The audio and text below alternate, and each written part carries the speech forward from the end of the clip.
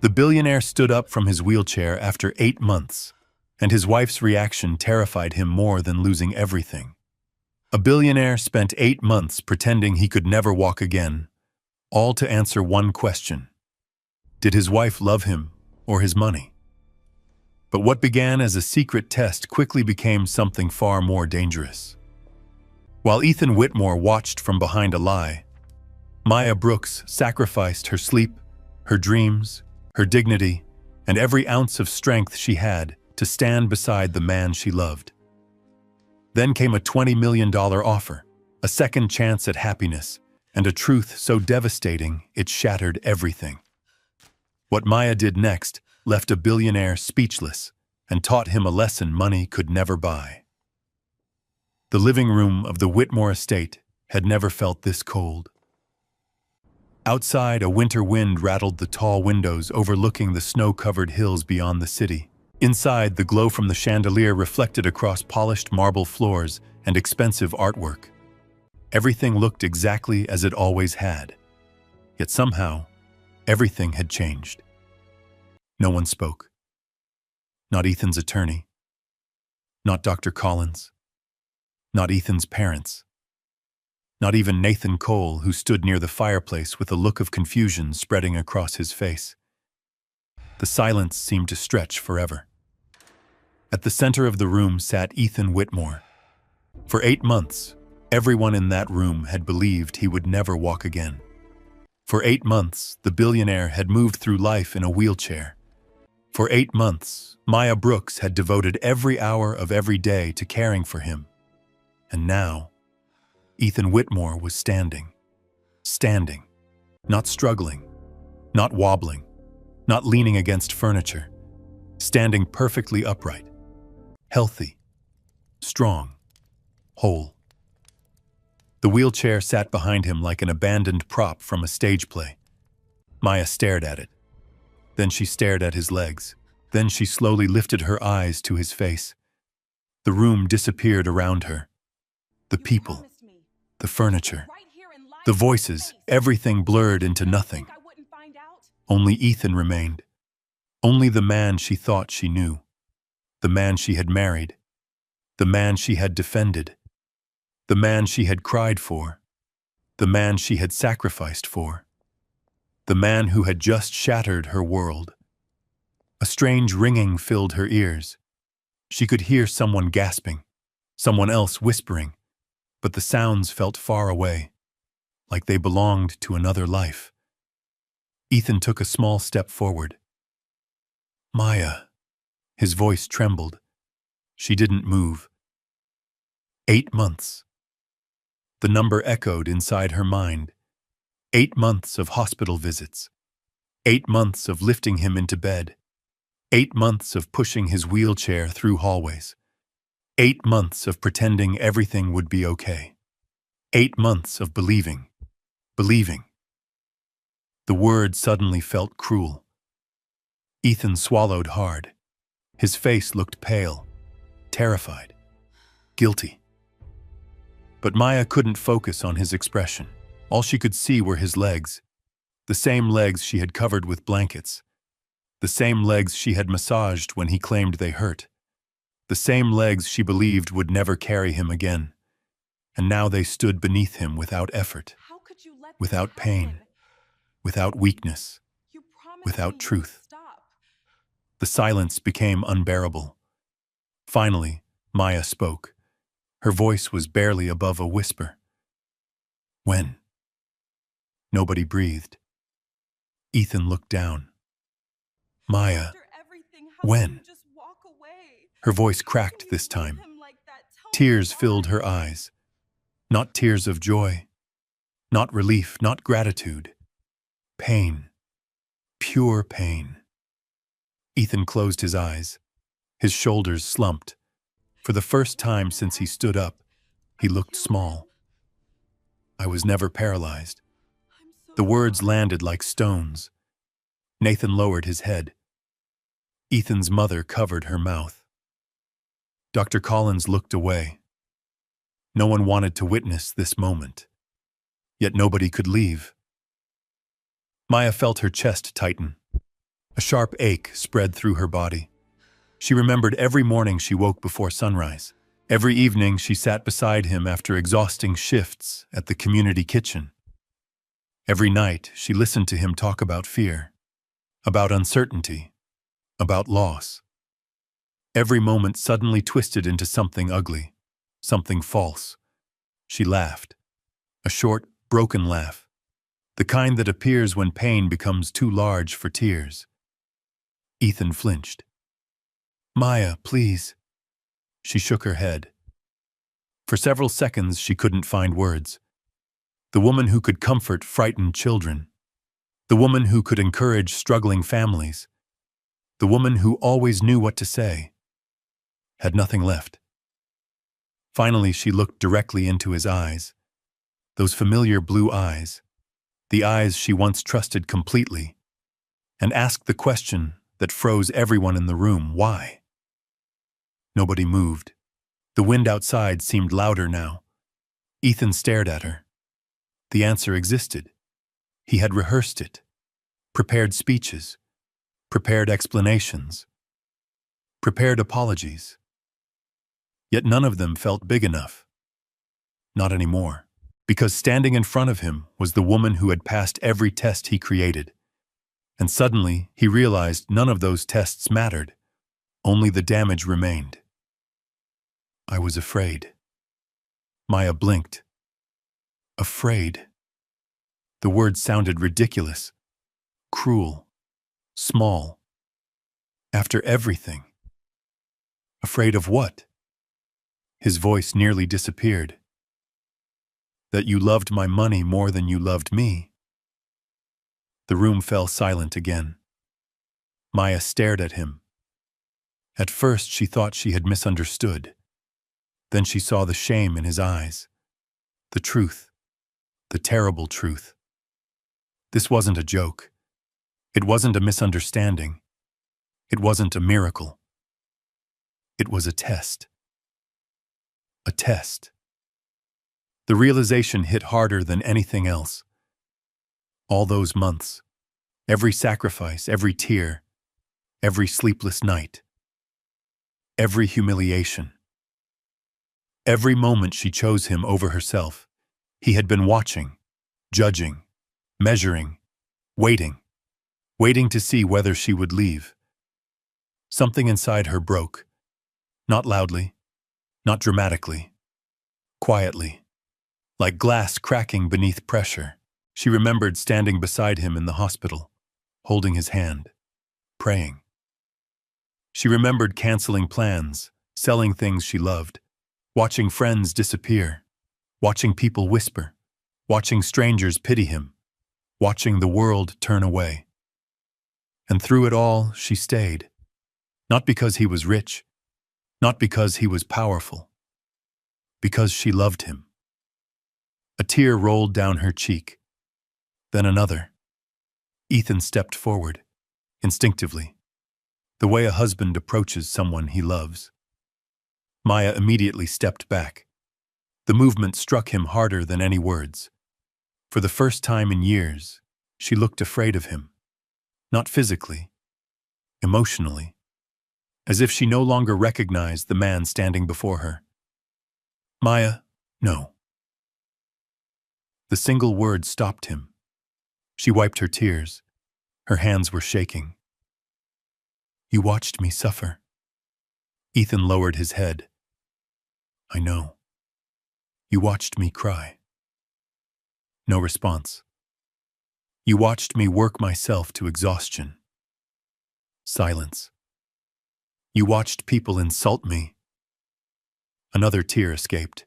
"You watched me defend you." Still silence. Because every accusation was true. Every one. Nathan looked toward the floor. Even Ethan's father seemed uncomfortable. Nobody could defend him. Nobody wanted to.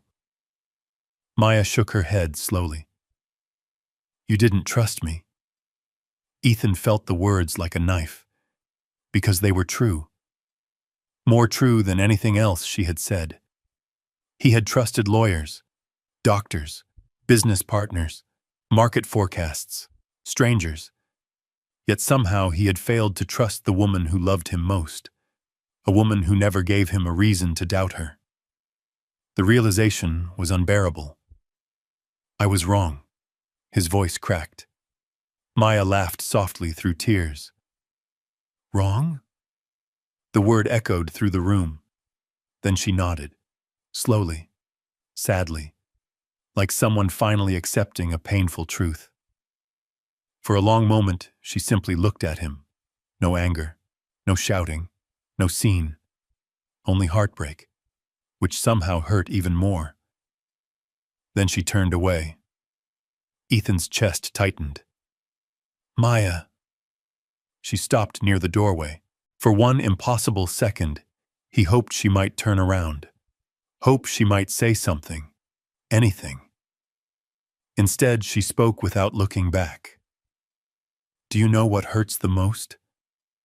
Nobody answered. Her voice trembled. Not the lie. A tear slipped down her cheek. It's realizing that after everything, you still didn't know who I was. The words hung in the air, heavy, permanent, unforgettable. Then she opened the front door. Cold winter air rushed inside. Snowflakes drifted through the light. And Maya Brooks walked away, leaving behind the mansion, the wheelchair, the test, and the man who had just discovered that the person who failed wasn't her. It was him. Ethan stood frozen. The door slowly closed. The sound echoed through the enormous house.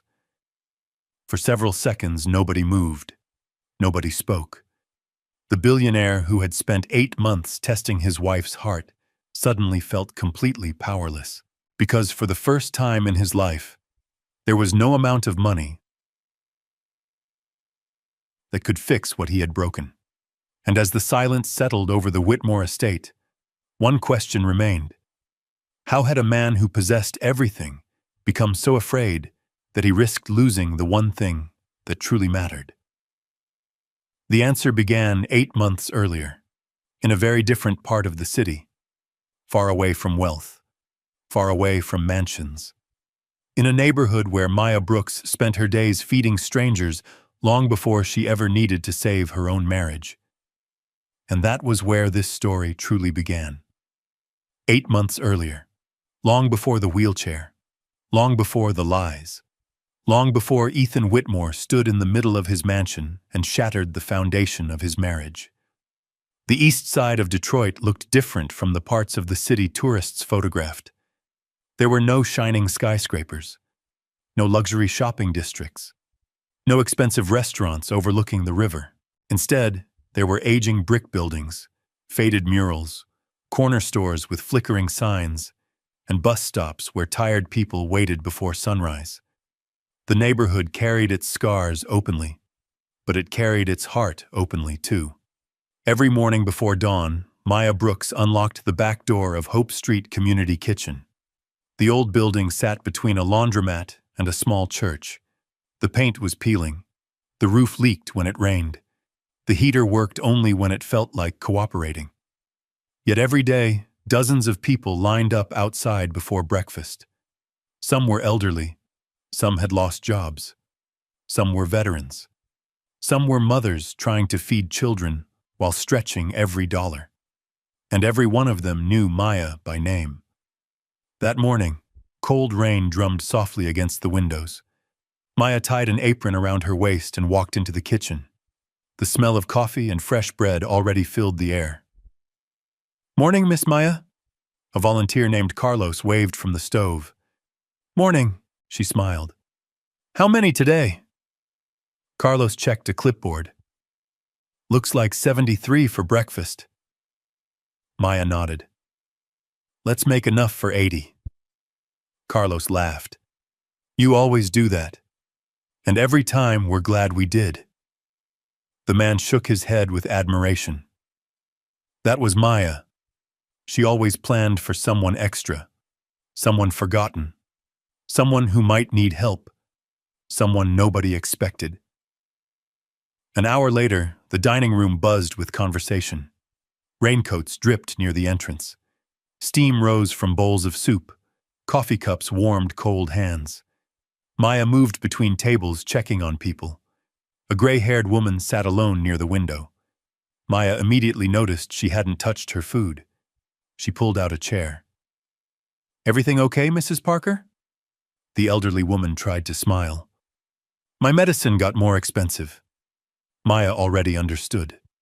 Mrs. Parker came every week. She lived alone. Her husband had died years ago. Most months she had to choose between groceries and prescriptions.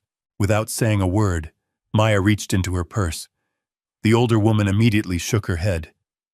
"No, it's not charity. Maya, it's a loan." Both women knew it wasn't. Mrs. Parker's eyes filled with tears. "You always do this." Maya squeezed her hand. "Eat your breakfast while it's hot." Across the room, a little boy sat beside his mother. His sneakers were soaked.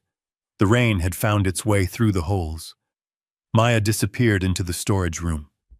10 minutes later, she returned carrying a pair of new shoes. The boy's eyes widened. His mother looked embarrassed. "You don't have to. It's okay." The child stared at the shoes as though they were treasure. And maybe they were. Moments like that happened every day. Small moments. Quiet moments. Moments nobody filmed. Moments nobody posted online. Moments that changed lives anyway. Around noon, Maya stepped outside to take a break. The rain had stopped. Clouds drifted slowly above the city. Across the street, an old man struggled to carry grocery bags toward a bus stop. Without hesitation, Maya crossed the road. "Need a hand?" The man smiled gratefully. "Guess I'm not as strong as I used to be." Together they carried the bags. As they walked, the old man glanced toward the community kitchen. "You work there?" "I do. They're lucky." Maya laughed. "I think I'm the lucky one." The man studied her. "You mean that?" She nodded. "My mom used to say something." "What?" "If you spend your whole life looking for blessings, you'll miss the chance to become one." The old man smiled. "Your mother was wise." Maya looked toward the gray sky. She was. For a brief moment, sadness crossed her face. Her mother had worked 3 jobs while raising her, had spent years cleaning office buildings at night, had sacrificed everything so Maya could finish school.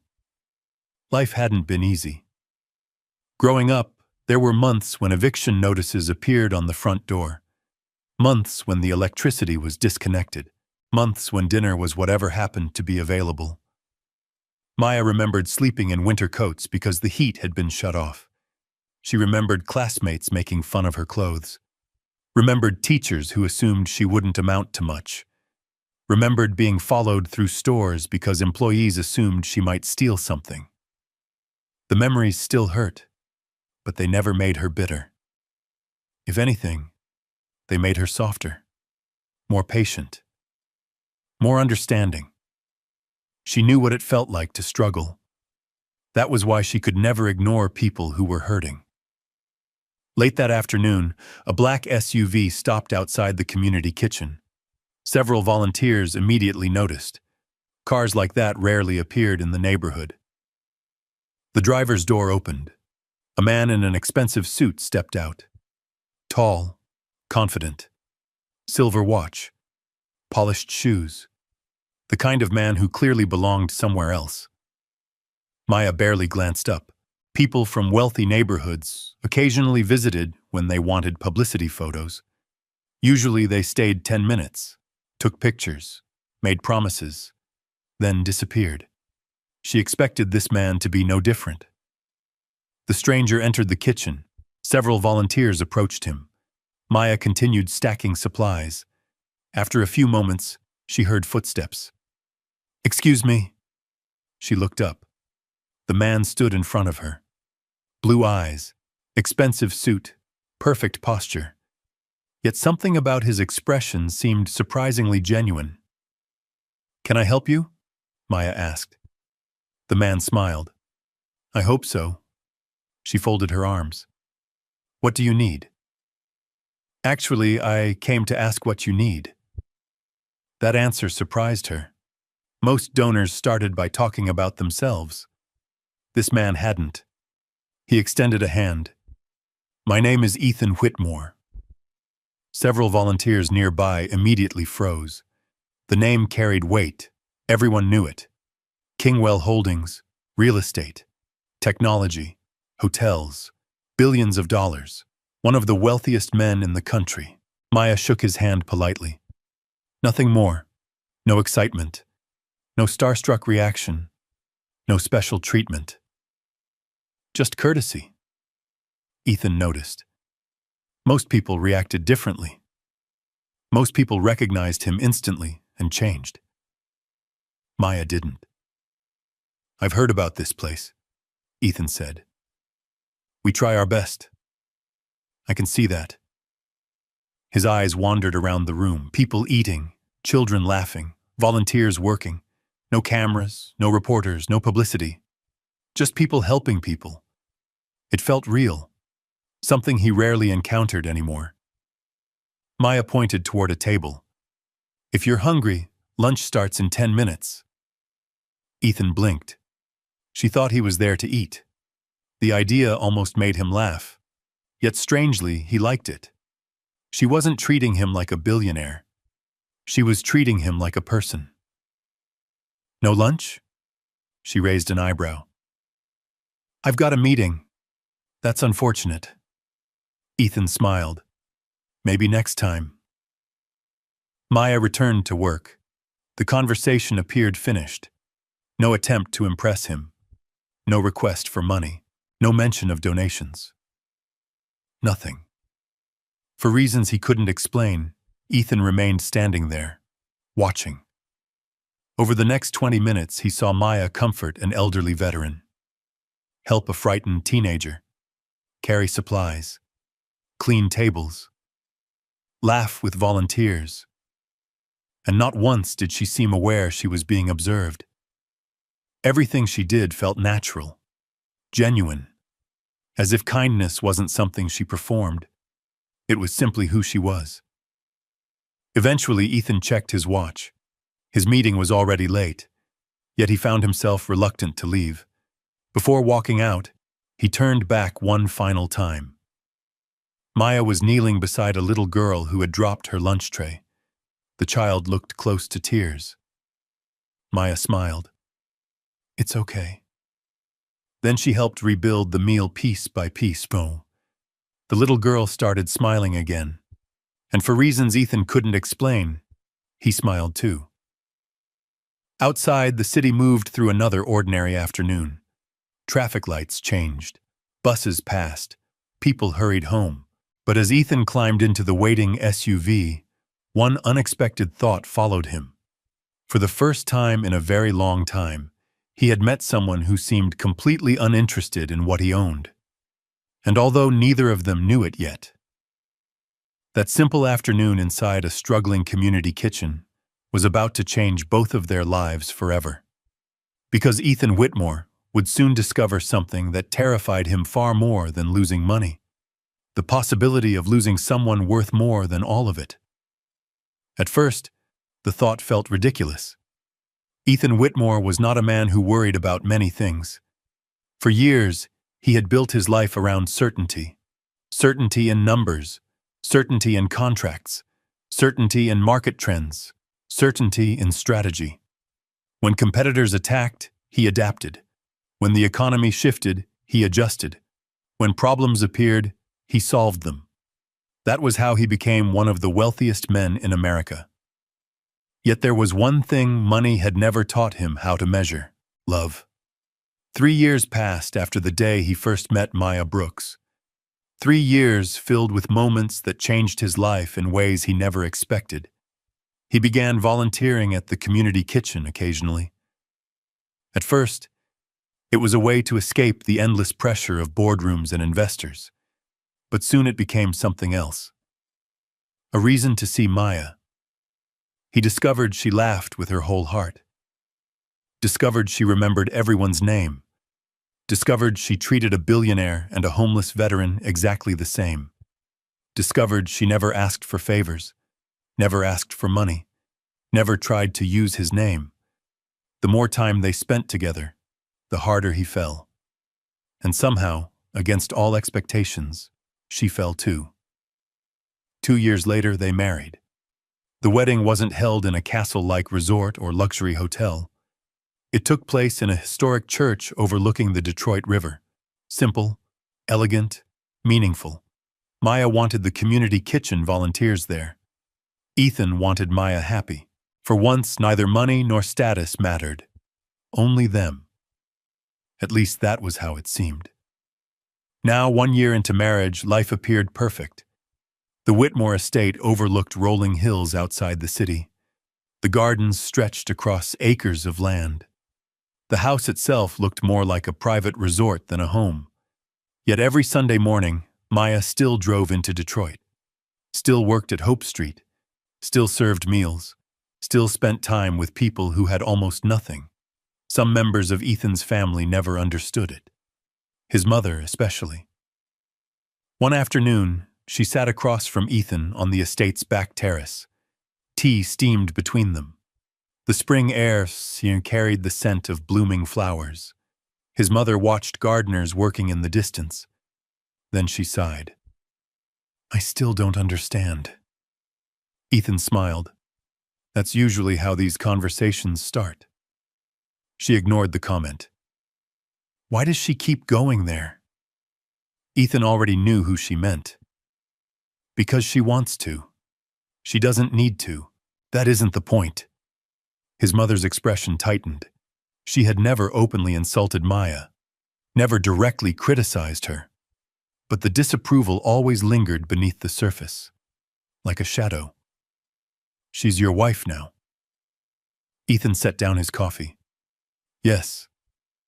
She could be doing charity work on a much larger scale. Maya isn't interested in publicity. His mother looked away. Sometimes I think she enjoys pretending she's still struggling. The comment immediately irritated him. Maya doesn't pretend anything. Silence followed. His mother changed the subject, but the tension remained. The truth was simple. His family respected Maya, but they never fully accepted her. She came from a different world, a different background, a different reality. And despite everything, Maya handled it with grace. Every holiday dinner, every awkward conversation, every subtle insult. She simply smiled and moved forward, as though kindness was stronger than resentment. Maybe it was. One evening, several weeks later, Ethan attended a business gala in Chicago. The ballroom occupied the top floor of one of the city's most luxurious hotels. Crystal chandeliers sparkled overhead. Live music drifted through the room. Champagne flowed freely. The country's most powerful executives filled the space. Maya attended beside him, wearing a dark emerald dress that seemed to glow beneath the lights. She looked stunning. Yet halfway through the evening, Ethan found her kneeling beside a waiter who had accidentally dropped an entire tray of drinks. Glass covered the floor. Several guests looked annoyed. Others walked away. Maya immediately helped gather napkins. It's okay, she told the embarrassed young man. Accidents happen. The waiter looked relieved. Ethan smiled. That was Maya. Always Maya. While others worried about appearances, she worried about people. Later that night, after Maya stepped away to speak with event staff, Ethan wandered toward a quieter section of the ballroom. That was when he overheard the conversation. Two men stood near a large window overlooking the city skyline. Both were billionaires. Both were longtime acquaintances. Neither noticed Ethan nearby. Did you hear about Robert Jensen? The other man nodded. The divorce? Ugly. The first businessman laughed bitterly. 20 years together. What happened? The money disappeared. The second man shrugged. So did the wife. Both laughed. A cold laugh, the kind that carried more cynicism than humor. The conversation continued. Story after story. Wealthy men abandoned after financial collapse. Wives who left when fortunes disappeared. Families that vanished when power faded. Ethan tried to ignore it, but the words followed him, like smoke, like poison, like something quietly settling inside his mind. Eventually he walked away, yet the conversation remained. Hours later, he found Maya standing on a balcony overlooking the city. The skyline glowed against the darkness. Traffic moved below like rivers of light. She smiled when she saw him. There you are? Ethan forced a smile. Sorry. You've been quiet. He leaned against the railing, tired. Maya studied him. She always noticed things, always saw through the masks people wore. You okay? For a brief moment, he considered telling her about the conversation, about the doubts, about the fear. Instead, he kissed her forehead. I'm fine. Maya smiled, then rested her head against his shoulder. The city sparkled beneath them. Everything felt perfect. Yet somehow, for the first time in years, Ethan felt unsettled. That night they flew home. The estate slept beneath moonlight. The halls remained quiet. Maya fell asleep almost immediately, exhausted from the trip. Ethan couldn't. He sat alone in his study. A single lamp illuminated the room. Rain tapped softly against the windows. The conversation replayed endlessly. She left when the money disappeared. She left when the business failed. She left when life became difficult. Ethan hated himself for thinking about it. Maya wasn't those women. She wasn't selfish. She wasn't manipulative. She wasn't interested in wealth. He knew that. Didn't he? The question appeared unexpectedly, and once it appeared, it refused to leave. His eyes drifted toward a framed photograph on his desk, a picture from the community kitchen. Maya stood surrounded by children, laughing, happy, completely unaware someone had taken the photo. The image captured everything he loved about her. Everything. Yet doubt is dangerous. Not because it's loud, because it's quiet. It whispers. It waits. It grows. Over the following weeks, Ethan tried to ignore it. He buried himself in work, attended meetings, signed contracts, expanded investments, anything to keep busy. But every time Maya smiled at him, the question returned. If everything disappeared, would she stay? One Saturday afternoon, Ethan arrived at the community kitchen unexpectedly. Maya was helping unload food donations from a truck.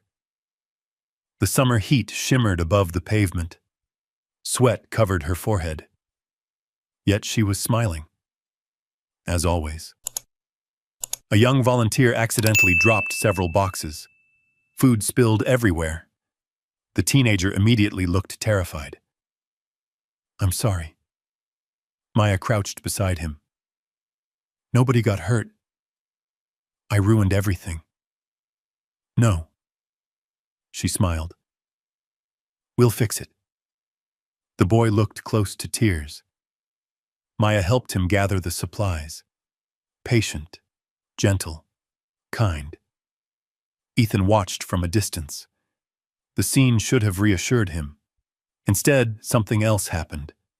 A dangerous thought emerged. Maybe she acts this way because life is easy.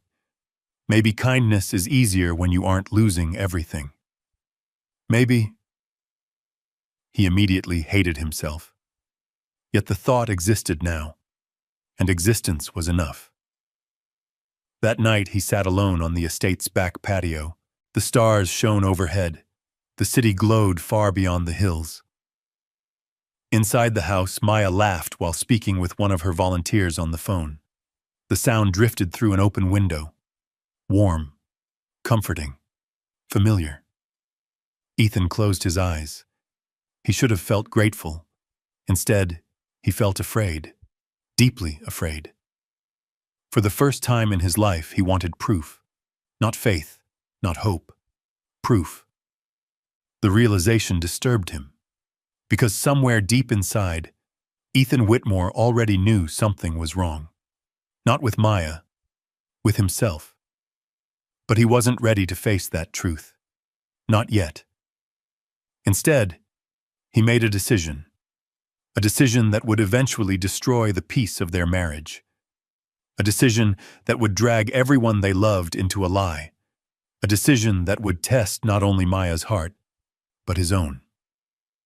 And within days, Ethan Whitmore would begin planning the accident that would change both of their lives forever. At first, he told himself he wouldn't go through with it. The idea sounded absurd, cruel, dishonest. The kind of thing he would normally criticize if someone else suggested it. Yet every morning the doubt returned. Every night it grew a little stronger. And eventually, fear began sounding reasonable. That was how it started. Not with malice, not with anger, with fear. A fear powerful enough to make a smart man behave foolishly. 3 weeks later, Ethan sat inside his private office overlooking downtown Detroit. The city stretched beyond the glass walls. Traffic crawled through afternoon streets. Construction cranes dotted the skyline. Normally, the view calmed him. Today, it didn't. Across from him sat two men, his attorney, Richard Hayes, and his longtime physician, Dr. Benjamin Carter. Neither looked happy.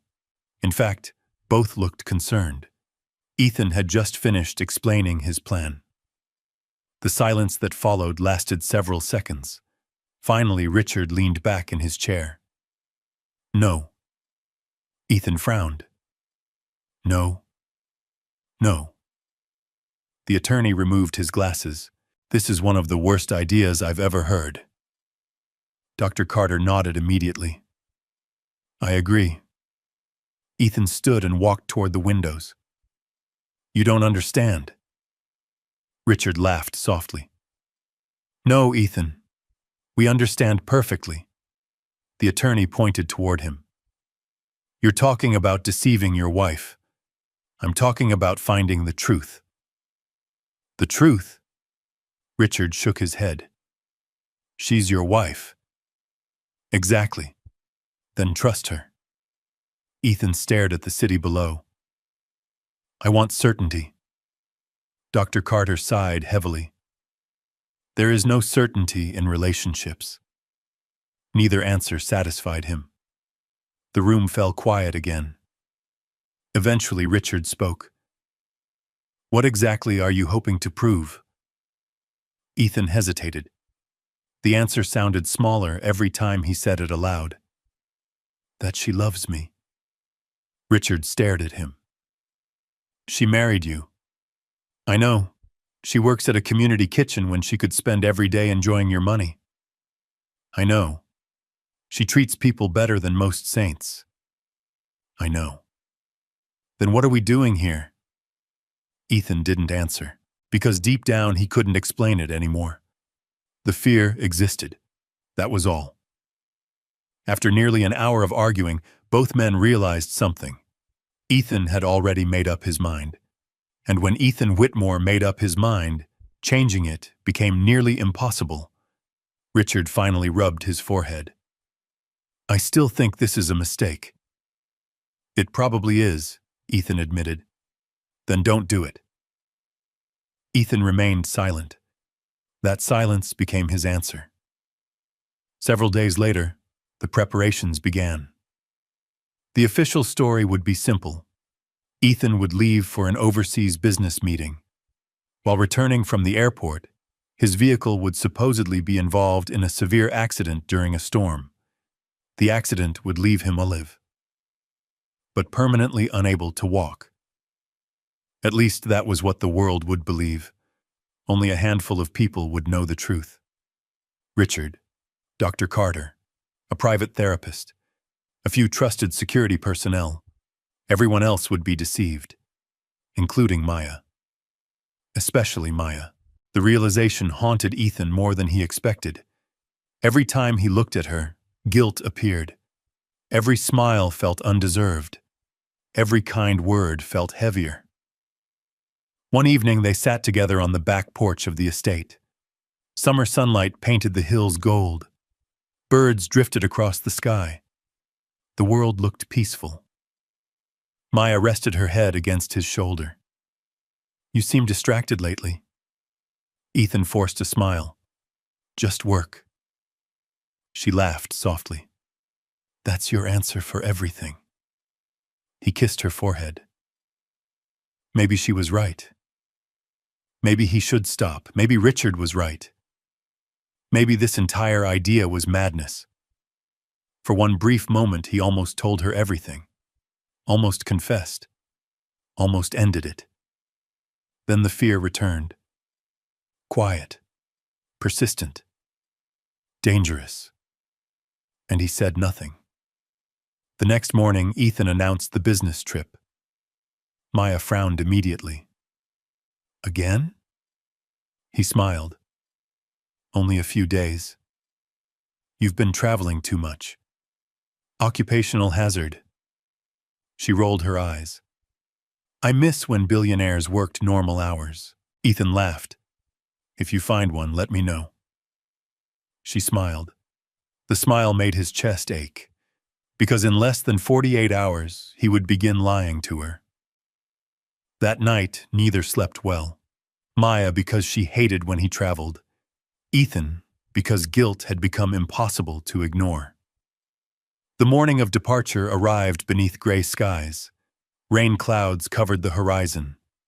The weather forecast predicted storms, an unfortunate coincidence, or perhaps a useful one. The driver loaded luggage into the waiting SUV. Maya stood beside the front steps, arms folded, clearly unhappy. "You still have time to cancel." Ethan smiled. "I'll survive. That's not what I'm worried about." His heart tightened. He stepped closer, wrapped his arms around her, held her a little longer than usual. Maya noticed. "What was that for?" "Nothing." She narrowed her eyes. "You're acting weird." He laughed. "That's hurtful. I'm serious." For a second he nearly broke, nearly confessed, nearly told her everything. Instead, he kissed her forehead, the same way he always did. "I'll be home soon. Promise?" The word struck him. Promise. A simple word. One he was about to violate. Still, he nodded. "Promise." Maya smiled, then stepped back. The SUV pulled away. Ethan watched her through the rear window, standing in the driveway, waving, getting smaller, smaller, smaller, until finally she disappeared. For the first time since creating the plan, Ethan felt afraid. Not afraid of failure, afraid of success. Because if Maya passed this test, what would that say about him? The following day, the first stage began. By sunset, breaking news alerts spread across television networks, across websites, across social media, across the country. Billionaire Ethan Whitmore involved in serious highway accident. The story exploded. Reporters gathered outside hospitals. Helicopters circled. News anchors interrupted regular programming. Everyone wanted information. Everyone wanted answers. Meanwhile, Ethan sat hidden inside a private medical facility owned by a trusted friend. No cameras, no reporters, no public access. Only secrecy, only lies, and guilt. Then came the moment he dreaded most. Richard picked up a phone. The attorney looked sick, as though he wanted no part of this. "What if we stop now?" Richard asked. Ethan swallowed. "It's too late." The lawyer closed his eyes briefly, then dialed. The phone rang. Once, twice, 3 times. Then Maya answered. Her voice sounded cheerful, completely unaware her life was about to change. "Richard?" The attorney hesitated. "Ethan's been in an accident." Silence. A long silence. Then came a frightened whisper. "What?" Richard repeated the story, carefully, slowly. The lie they had prepared. The accident, the injuries, the hospital, the uncertainty. As he spoke, Maya stopped talking, stopped breathing, stopped existing. At least that was how it sounded. Finally, her voice returned, broken, shaking, terrified. "Is he alive?" The question pierced Ethan's heart. Not how much money was lost. Not what happened to the company. Not what comes next. Only one thing mattered. "Is he alive?" Richard answered. "Yes." A sob escaped through the phone. Ethan closed his eyes. Every instinct screamed at him to stop, to confess, to end everything. Yet he remained silent, listening. As Maya cried. Hours later, she arrived at the hospital. Rain hammered the windows. Thunder rolled across the night sky. She looked exhausted. Her hair was wet, her eyes red, her hands trembling. Ethan watched from inside the room as she hurried down the hallway. For a moment, he couldn't breathe. The fear on her face looked real, too real. The door opened. Maya rushed inside, then stopped. There he sat, in a wheelchair. Bandages, medical equipment, a carefully constructed illusion. Maya stared. Her hand covered her mouth. Tears immediately filled her eyes. "Oh my God." The words barely escaped. She crossed the room in seconds, dropped to her knees beside him. Her hands touched his face, as though confirming he was real. Alive. Still there. "You scared me." Her voice broke completely. Ethan felt something twist inside his chest. A deep ache, an ugly ache. The kind that comes when guilt and love collide. "I'm sorry." Maya shook her head. Tears rolled freely now. "I thought I lost you." Those words hit harder than anything else. Because she meant them. There was no performance, no calculation, no agenda. Only love. Pure and simple. For one impossible second, Ethan almost stood up, almost told her, almost ended the nightmare before it truly began. Then the moment passed. The lie survived. Maya leaned forward and rested her forehead against his shoulder. Relief, gratitude, love. Everything she felt poured into that embrace. And Ethan realized something terrifying. The test had only just begun, but already he was no longer sure he wanted the answer. Outside, rain continued falling across Detroit, across highways, across neighborhoods, across the city where Maya had spent years helping strangers. Inside the hospital room, she sat beside the man she loved, completely unaware that her greatest trial had just begun. And neither she nor Ethan realized how much this lie would ultimately cost them both. The first few weeks after the accident passed in a blur. Hospital corridors, medical appointments, wheelchairs, specialists, paperwork, endless conversations about recovery. At least that was what Maya believed. Every morning she arrived at the hospital before sunrise. Every evening she stayed until visiting hours ended. Some nights she slept in uncomfortable waiting room chairs because she couldn't bear the thought of leaving him alone. The nurses noticed. The doctors noticed. Even strangers noticed. One elderly woman whose husband occupied a nearby room once stopped Maya in the hallway. "You must love him very much." Maya smiled tiredly. "I do." The woman nodded. "I can tell." Simple words. Yet they stayed with Maya for days, because love suddenly looked very different than it had before. Before the accident, love had meant vacations and dinners, lazy Sunday mornings and spontaneous road trips.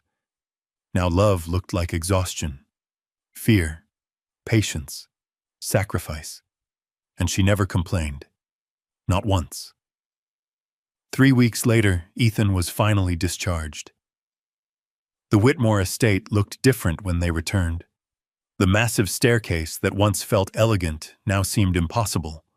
The long hallways felt intimidating. Every room contained obstacles. Every doorway presented challenges. As workers modified parts of the mansion for accessibility, Maya walked through the house with a notebook, making lists, creating plans, learning everything she could. That night, Ethan sat in the wheelchair near the bedroom window. Moonlight spilled across the floor.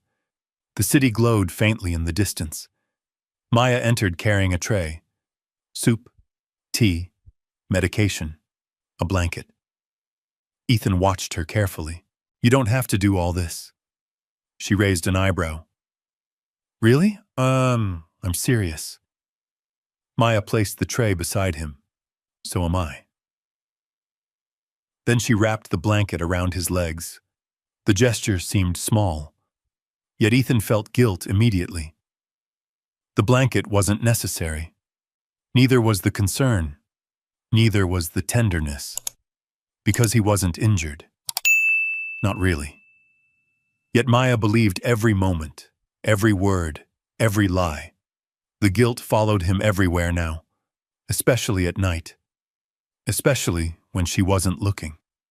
Several days later, Maya returned to Hope Street Community Kitchen for the first time since the accident. The building welcomed her like family. Volunteers hugged her. Regular visitors asked about Ethan. Everyone offered support. The smell of soup and fresh bread filled the air exactly as it always had. For the first time in weeks, Maya felt herself breathe normally again. She belonged there. Helping people reminded her who she was beyond fear and grief. Around lunchtime, a young boy entered wearing a thin jacket despite the approaching autumn weather. Maya recognized him immediately. Jamal, 10 years old, bright smile, tough circumstances. His mother worked 2 jobs. Some weeks money simply didn't stretch far enough. Maya crouched beside him. "You eating today?" Jamal grinned. "Maybe twice." She laughed. "That's my guy." Moments later, she handed him an extra sandwich. No questions asked, no attention drawn. Just kindness. The same kindness she showed everyone. Across the room, a volunteer watched. "You never stop helping people, do you?" Maya smiled. "Someone helped me once." The volunteer nodded. "Your mother?" A brief sadness crossed Maya's face. "Yeah." The memory lingered. Years earlier, after her father's death, there had been nights when her mother worked cleaning offices until dawn. Nights when they shared one meal. Nights when hope felt fragile. Yet somehow, her mother always found a way to help someone else. An elderly neighbor, a struggling family, a lonely friend. Maya never forgot those lessons. Now they guided everything she did. When she finally returned home that evening, she found Ethan sitting alone in the library. The room looked enormous around him. Too quiet. Too empty. His wheelchair sat near the fireplace. Business reports rested on a nearby table. Unopened. Ignored. "You should be resting." He smiled. "So should you." Maya laughed softly. "Fair point." She sat beside him. For a moment, neither spoke. The fire crackled gently. Outside, rain tapped against the windows. A peaceful evening. The kind of evening they once enjoyed together. Then Ethan noticed something. Maya looked exhausted. Dark circles beneath her eyes. Slight tension in her shoulders. The kind of fatigue that comes from carrying too much. His chest tightened. "How much sleep did you get?" She shrugged. "Enough." That answer meant almost none. He knew it. She knew it. Neither said anything. Later that night, long after Maya fell asleep, Ethan remained awake, watching her, listening to the steady rhythm of her breathing. A terrible realization settled over him. She was suffering. Not dramatically, not loudly, quietly, every day. And she wasn't suffering because of an accident. She was suffering because of him. Weeks passed. Autumn arrived. Leaves painted the city shades of gold and amber. The air turned colder. Life settled into a routine. Every morning, Maya helped Ethan out of bed. Every afternoon, she accompanied him to appointments. Every evening, she worked through piles of paperwork related to his recovery. And every night, she collapsed into bed, completely exhausted. Yet she never complained. Not once. One afternoon, Ethan experienced something unexpected. Loneliness. Real loneliness. Before the accident, his phone never stopped ringing. Executives, investors, friends, acquaintances, everyone wanted something. Now things were different. Calls became less frequent. Messages became shorter. Invitations disappeared entirely. At first he assumed people were simply giving him space. Then he began noticing patterns. Certain individuals hadn't contacted him in weeks. Others never responded at all. One rainy Thursday, he sat staring at his phone. The screen remained silent. No calls, no messages, nothing. The realization felt uncomfortable. He had spent years surrounded by people, yet now many of them seemed to be vanishing. Maya entered carrying coffee. Immediately she noticed his expression. What happened? Nothing. She sat beside him. That face says otherwise. Ethan glanced at the phone, then away. Finally, he admitted it. Nobody calls anymore. Maya followed his gaze. The silence told her everything. She had noticed, too. Friends who once visited weekly now made excuses. Business associates rarely stopped by. People who once seemed loyal suddenly appeared busy. Very busy. Maya reached for his hand. You still have people. Ethan smiled weakly. Do I? You have me. The answer came instantly, without hesitation, without conditions, without calculation. You have me. The words lingered long after she spoke them, because she meant them, completely, and Ethan knew it. That was the worst part. Deep down, he already knew. Yet somehow he still couldn't let go of the test. The following weekend, another challenge appeared unexpectedly. Several longtime household employees resigned. One accepted another position. Another cited family obligations. A third simply submitted notice and left. The departures shocked Maya, but not Ethan. He understood exactly what was happening. People feared uncertainty. They saw weakness, risk, potential decline. And many were choosing to leave before things became difficult. One afternoon, Maya overheard two workers talking near the service entrance. They didn't realize she was nearby. I heard the company isn't doing well. Really? That's what everyone says. The second worker sighed. If things get worse, I'm leaving too. The words stung. Not because they affected Maya directly, because she knew Ethan would hear similar conversations eventually. That night she found him reading near the fireplace. She hesitated, then told him what happened. Ethan listened quietly. No surprise, no anger, just disappointment. Maya crossed the room, sat beside him. If they want to leave, let them. Ethan looked up. You're angry, yes. He seemed surprised. Maya rarely became angry, especially about herself. But this wasn't about her. It bothers me. What does? The way people disappear when things get hard. Silence followed. Then she added softly, You spent years helping people. Ethan looked away. You gave people opportunities. Still silence. And now some of them act like you don't matter anymore. Her voice carried genuine hurt, not because she feared losing money, because she hated seeing people abandoned, especially someone she loved. For several seconds, Ethan couldn't speak. The guilt returned stronger than ever, because Maya was defending a man who was lying to her, protecting a man who didn't deserve it, trusting a man who hadn't trusted her.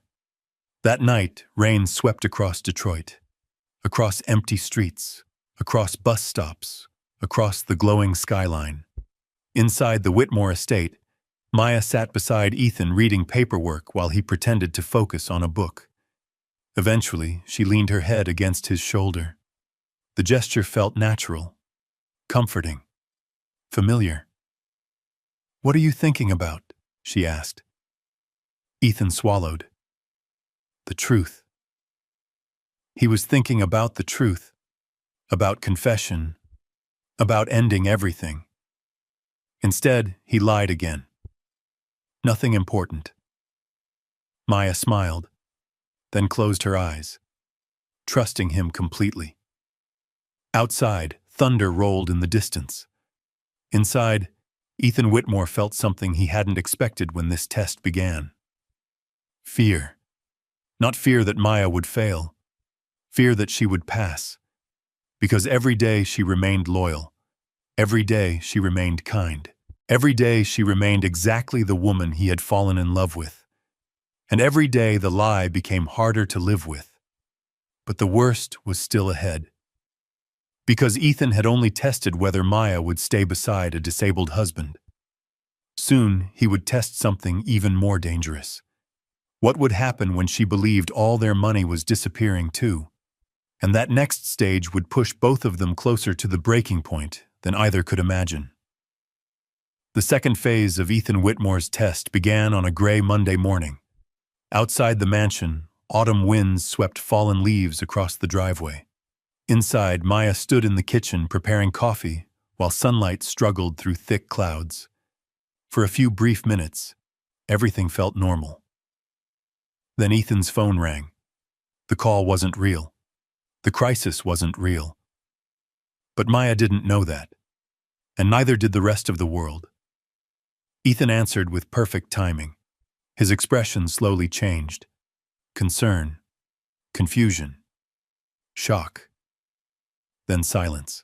When he finally lowered the phone, Maya immediately noticed. What happened? Ethan looked away. Nothing about this moment felt easy anymore. Yet he continued. There may be a problem. Her stomach tightened. What kind of problem? Ethan hesitated. A large one. By noon, financial news channels across the country carried the story. Questions surrounding Kingwell Holdings. Unexpected investment complications. Possible regulatory reviews. Investor concerns. Market instability. No accusations. No criminal allegations.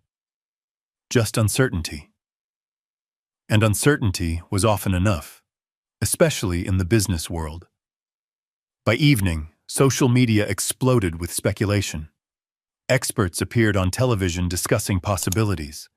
Stock analysts debated outcomes. Reporters gathered outside company headquarters. The machine had begun moving.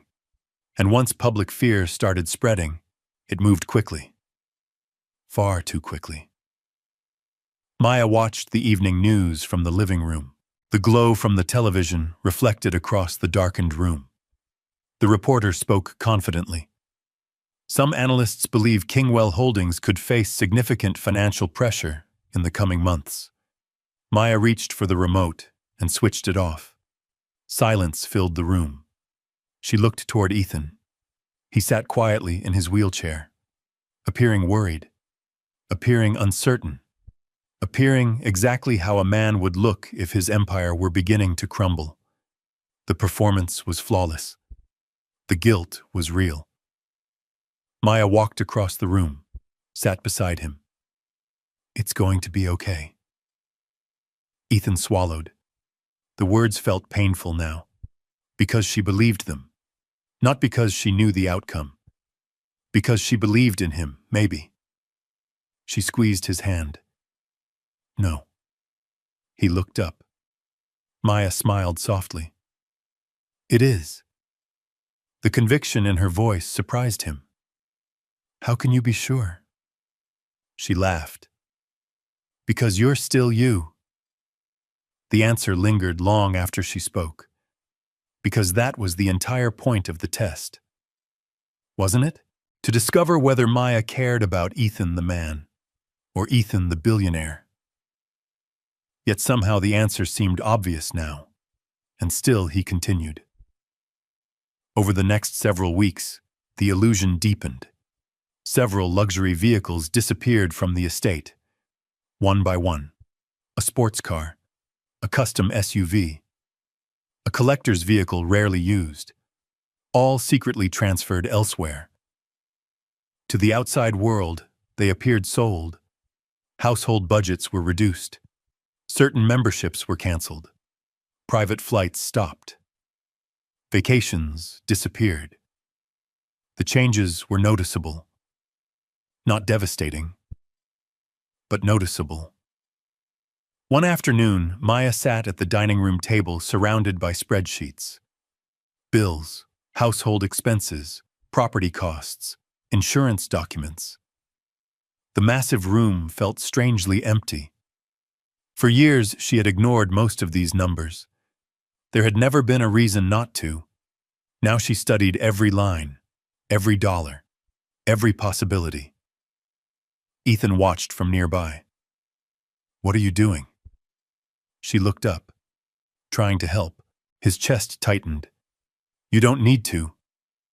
Maya laughed. "That's exactly why I need to." He frowned. She pointed toward the papers. "We spend too much."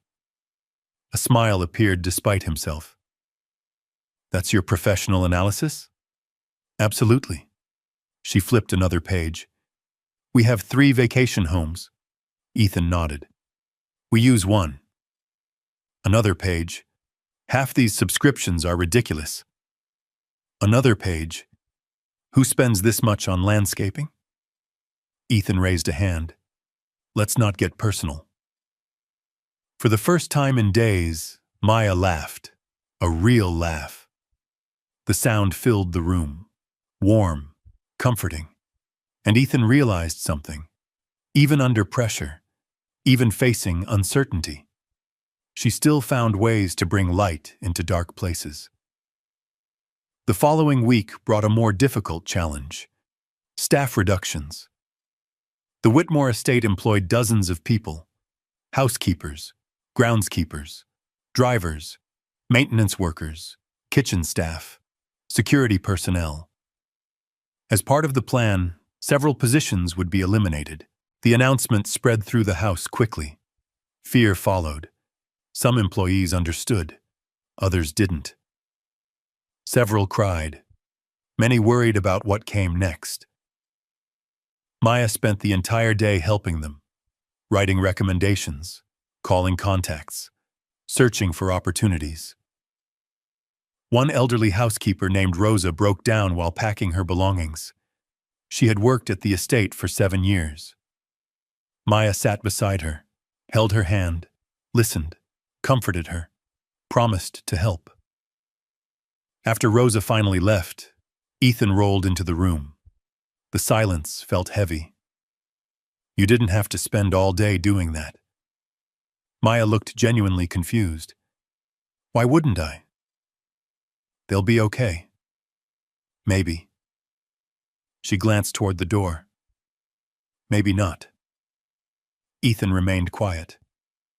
Maya continued. People get scared. Her voice softened. I know what that's like. The words carried weight. Years of weight. Years of memories. Years of hardship. She wasn't talking about Rosa anymore. She was talking about herself.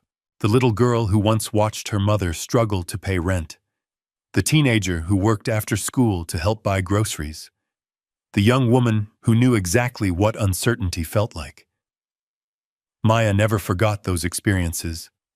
They shaped everything she became, and now they shaped how she treated others, even during her own crisis.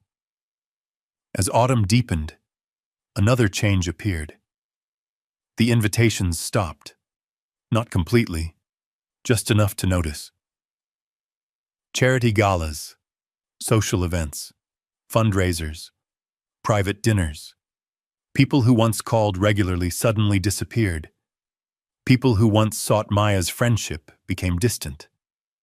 Cold, polite, absent. One evening she returned home after attending a charity luncheon. The moment she entered the house, Ethan noticed something. She looked different, quieter, tired. Not physically, emotionally. What happened? Maya removed her coat. Nothing. The answer came too quickly. Ethan knew it wasn't true. He waited. Eventually she sighed. I think people are avoiding me. His jaw tightened. What do you mean? She walked toward the kitchen, opened the refrigerator, closed it again. Not hungry, just distracted. The whole time today. She shrugged. People kept talking about the company. Ethan remained silent. And when they weren't talking about the company, she laughed softly. They were pretending not to. The sadness in her voice hurt. Because she had done nothing wrong. Yet she was paying the price. Maya leaned against the counter. It's amazing. What is? How quickly people change. Neither spoke for a moment. Then Maya smiled. A small smile. The kind that appears after disappointment. Not before it. You know what? What? I don't miss them. Ethan blinked. She shrugged. Real friends don't disappear because life gets hard. Again. Again she passed a test she never knew existed. Again she chose character over comfort. Again she revealed exactly who she was. And again Ethan continued lying. That night he couldn't sleep. The estate felt unusually quiet. Wind moved through trees outside. Branches scratched gently against windows. Beside him, Maya slept peacefully, or at least she appeared to. A few hours later, Ethan woke unexpectedly. The other side of the bed was empty. Confused, he moved through the dark hallway. A faint light glowed beneath the study door. He pushed it open. Maya sat alone at the desk, surrounded by papers, bills, financial statements, budgets. The room felt heavy, lonely. She looked exhausted, dark circles beneath her eyes, shoulders tense, hands tired. Yet she continued working, trying to protect their future, trying to solve problems she believed were real, trying to save a life that wasn't actually falling apart. Ethan stood silently, watching. For the first time, he saw the full cost of his deception. Not in money, not in time. In her. The stress, the worry, the burden. Everything rested on her shoulders now. Maya finally noticed him. A small smile appeared. You should be asleep.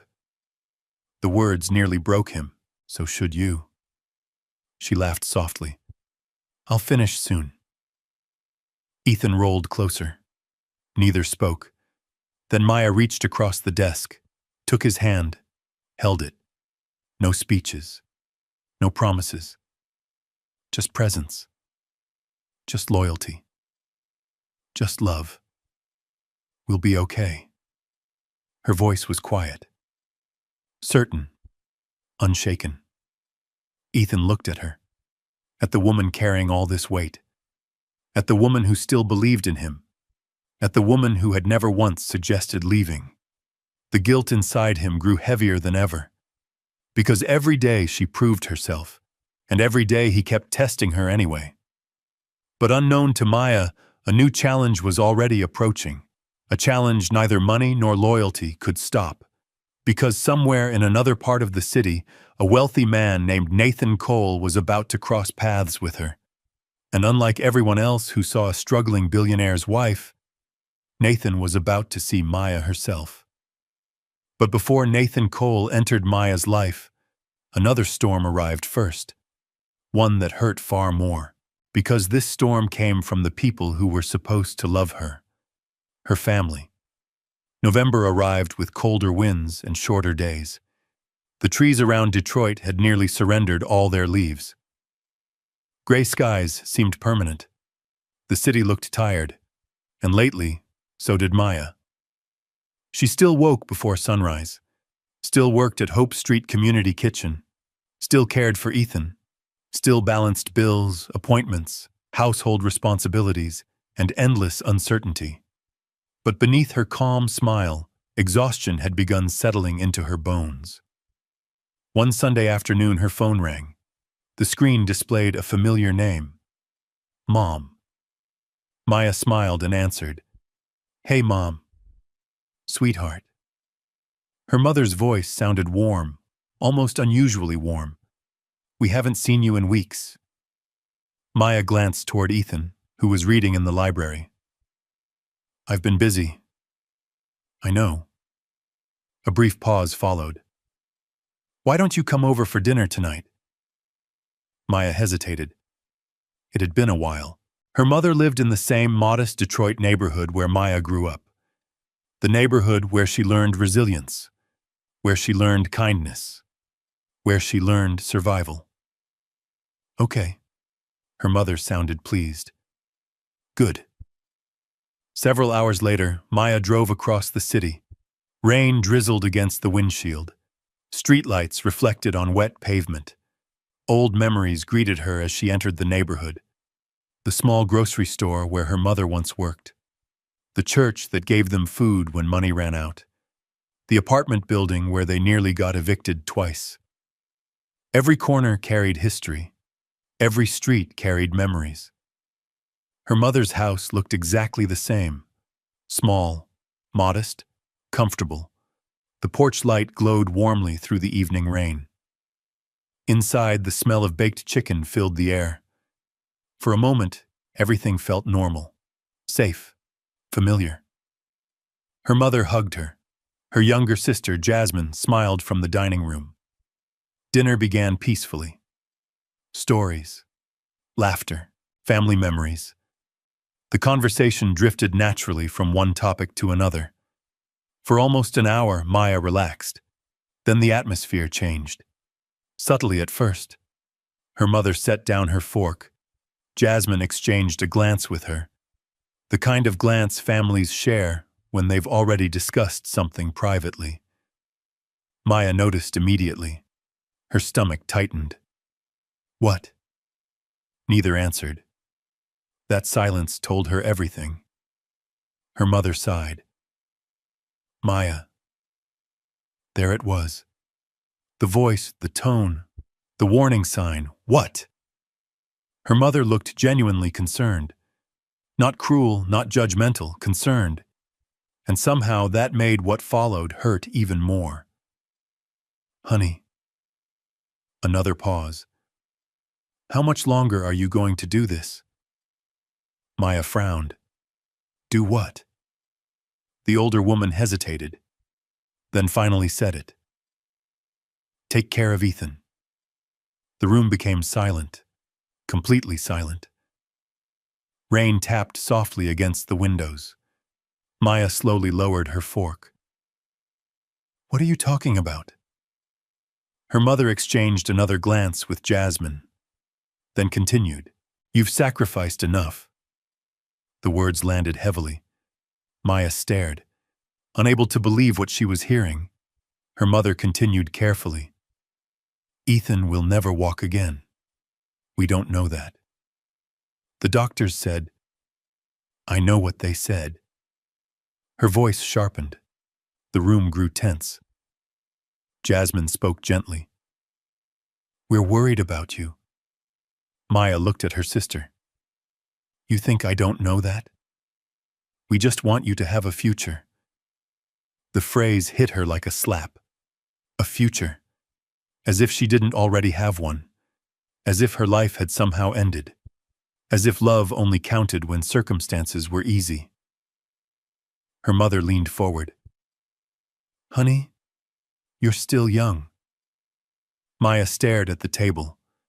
The old wooden surface suddenly felt very far away. You deserve happiness, again. That word, happiness. As if happiness lived somewhere else. As if happiness required abandoning someone she loved. As if commitment only mattered during good times. Slowly, Maya looked up. Do you think I'm unhappy? Neither woman answered immediately. That silence spoke louder than words. Her mother sighed. I think you're carrying too much. Maybe. And I think you've spent your whole life taking care of everyone else. That part was true. Painfully true.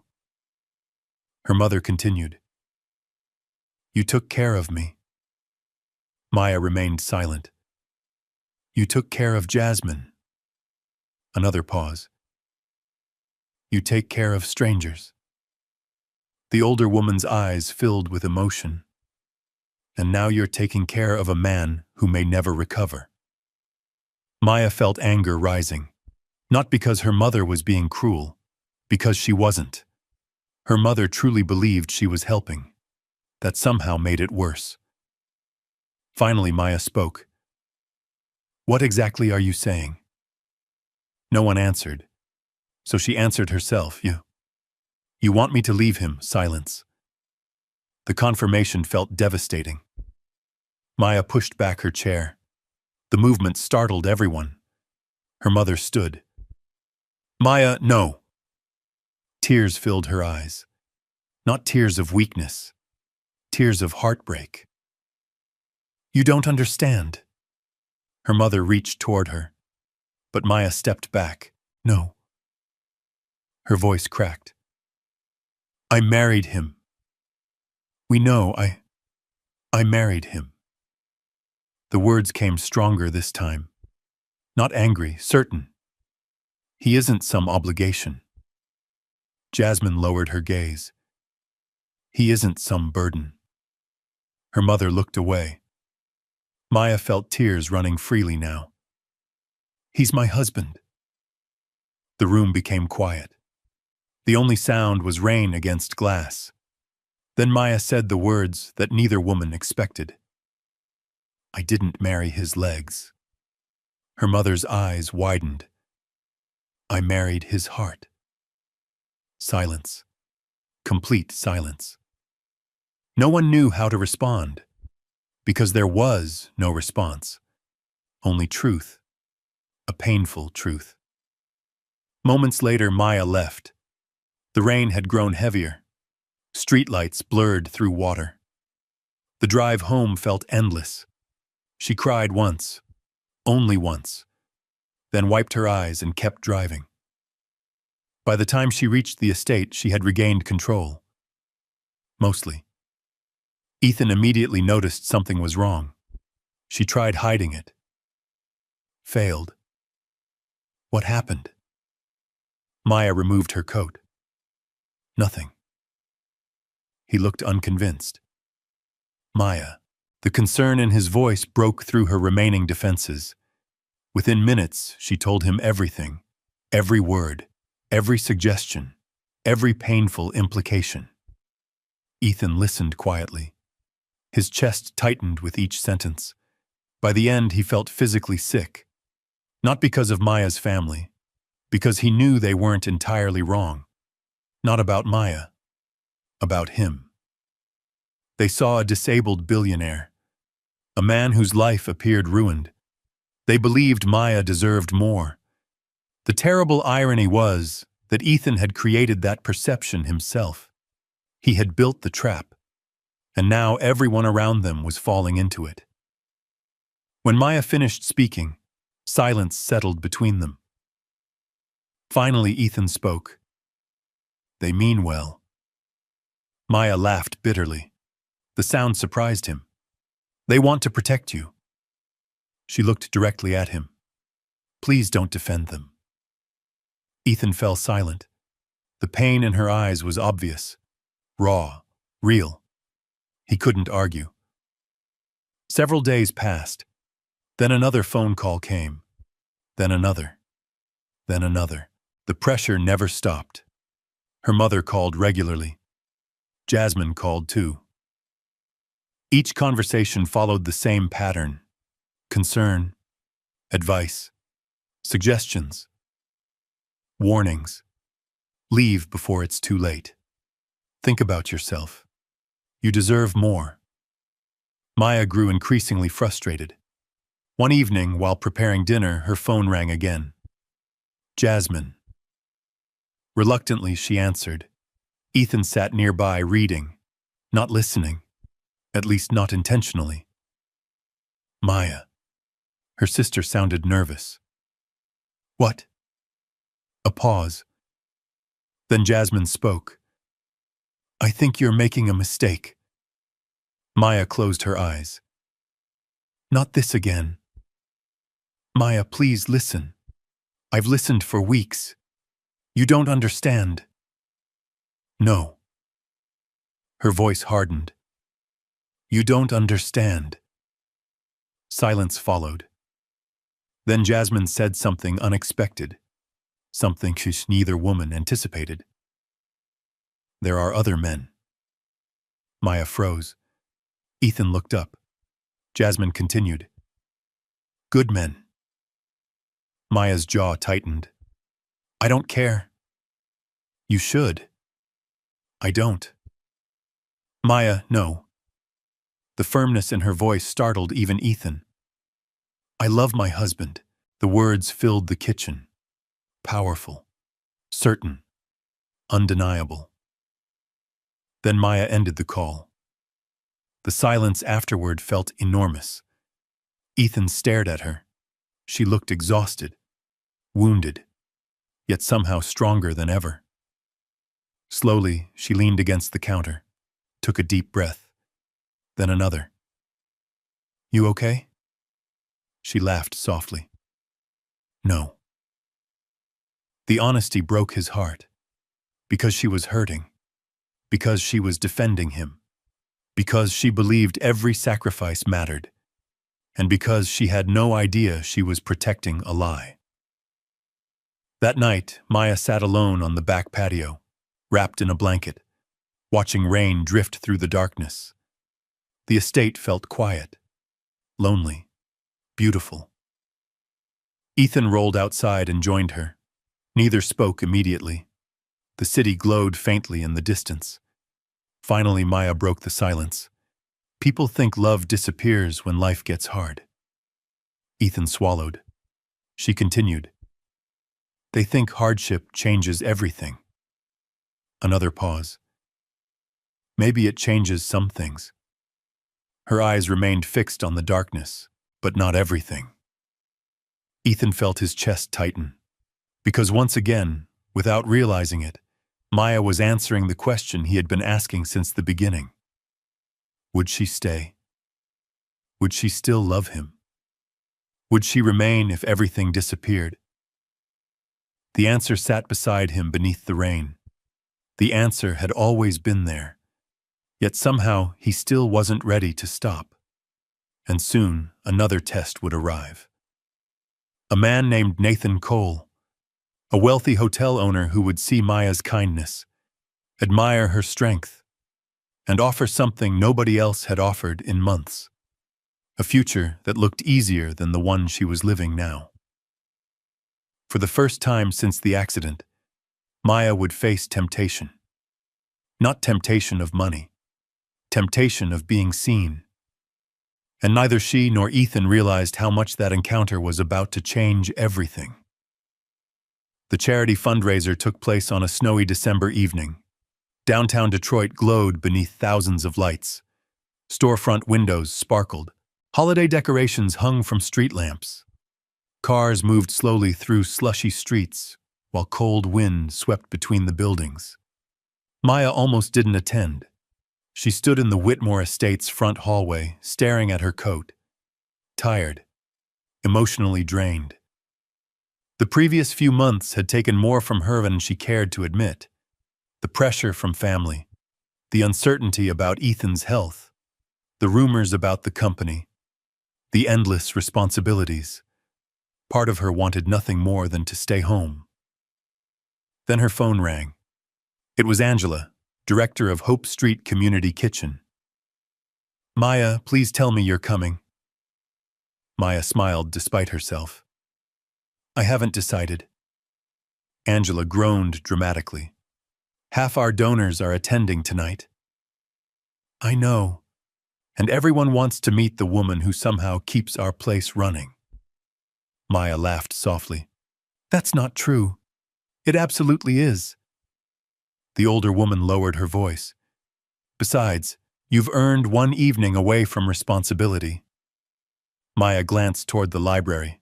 Ethan sat reading near the fireplace, or pretending to read. Lately she had noticed something strange. He often seemed distracted, lost inside his own thoughts. She assumed it was fear about the future. The truth was much more complicated. Eventually Maya agreed. An hour later she arrived at the Grand Meridian Hotel. The building dominated several blocks downtown. Golden lights illuminated the entrance. Luxury cars lined the curb. Guests in formal attire disappeared through revolving glass doors. Inside, warm air immediately replaced the winter chill. The ballroom occupied the top floor. Music drifted through the room.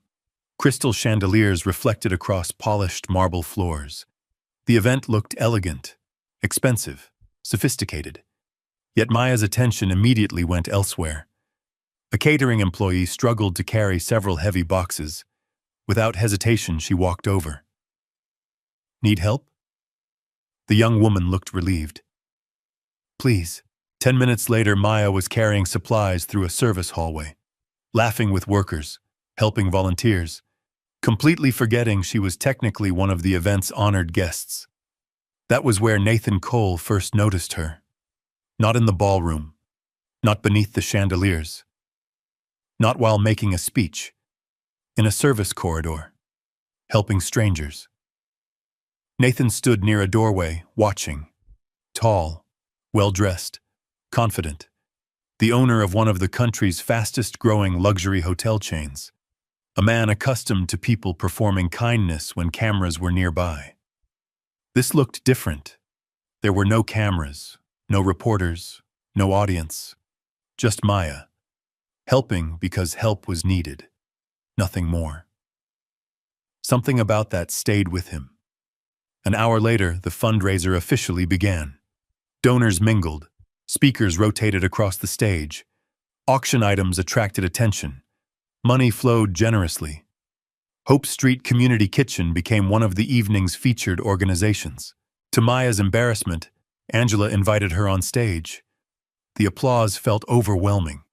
She hated attention, always had, yet she smiled politely, accepted the recognition, spoke briefly about hunger, community, and dignity, then quickly returned to the crowd.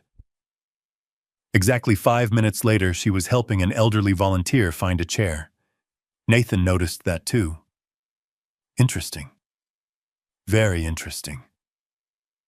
Later that evening, he finally approached. Maya stood near a display showcasing community programs. A warm voice interrupted her thoughts. "You're Maya Brooks," she turned. Nathan smiled, polished, professional, friendly. The kind of smile successful people perfected over decades. "I am Nathan Cole." Recognition appeared immediately. Almost everyone in Detroit knew the name. His hotel company employed thousands. His developments had transformed entire neighborhoods. Maya shook his hand. "It's nice to meet you. The pleasure is mine." Unlike many wealthy men Maya had encountered, Nathan seemed genuinely interested in conversation. Not networking, not appearances. Conversation. They talked about the fundraiser, community projects, the challenges facing struggling families. To Maya's surprise, Nathan listened more than he spoke. When she described Hope Street's work, he paid attention. Real attention. Not the polite kind. The conversation lasted nearly 20 minutes. By the end, Maya found herself smiling naturally, comfortably. It felt strange. Most interactions lately revolved around sympathy, questions about Ethan, questions about the company, questions about their future. Nathan asked none of those things. Instead, he asked about her work, her ideas, her dreams. Eventually, another guest interrupted. Nathan reluctantly stepped away. Before leaving, however, he handed her a business card. "If Hope Street ever needs support, call me." Maya accepted it politely. "Thank you." Nathan smiled. "No." His eyes remained sincere. "Thank you." Then he disappeared into the crowd. The exchange seemed insignificant, yet something lingered afterward. Not attraction, not romance. Relief.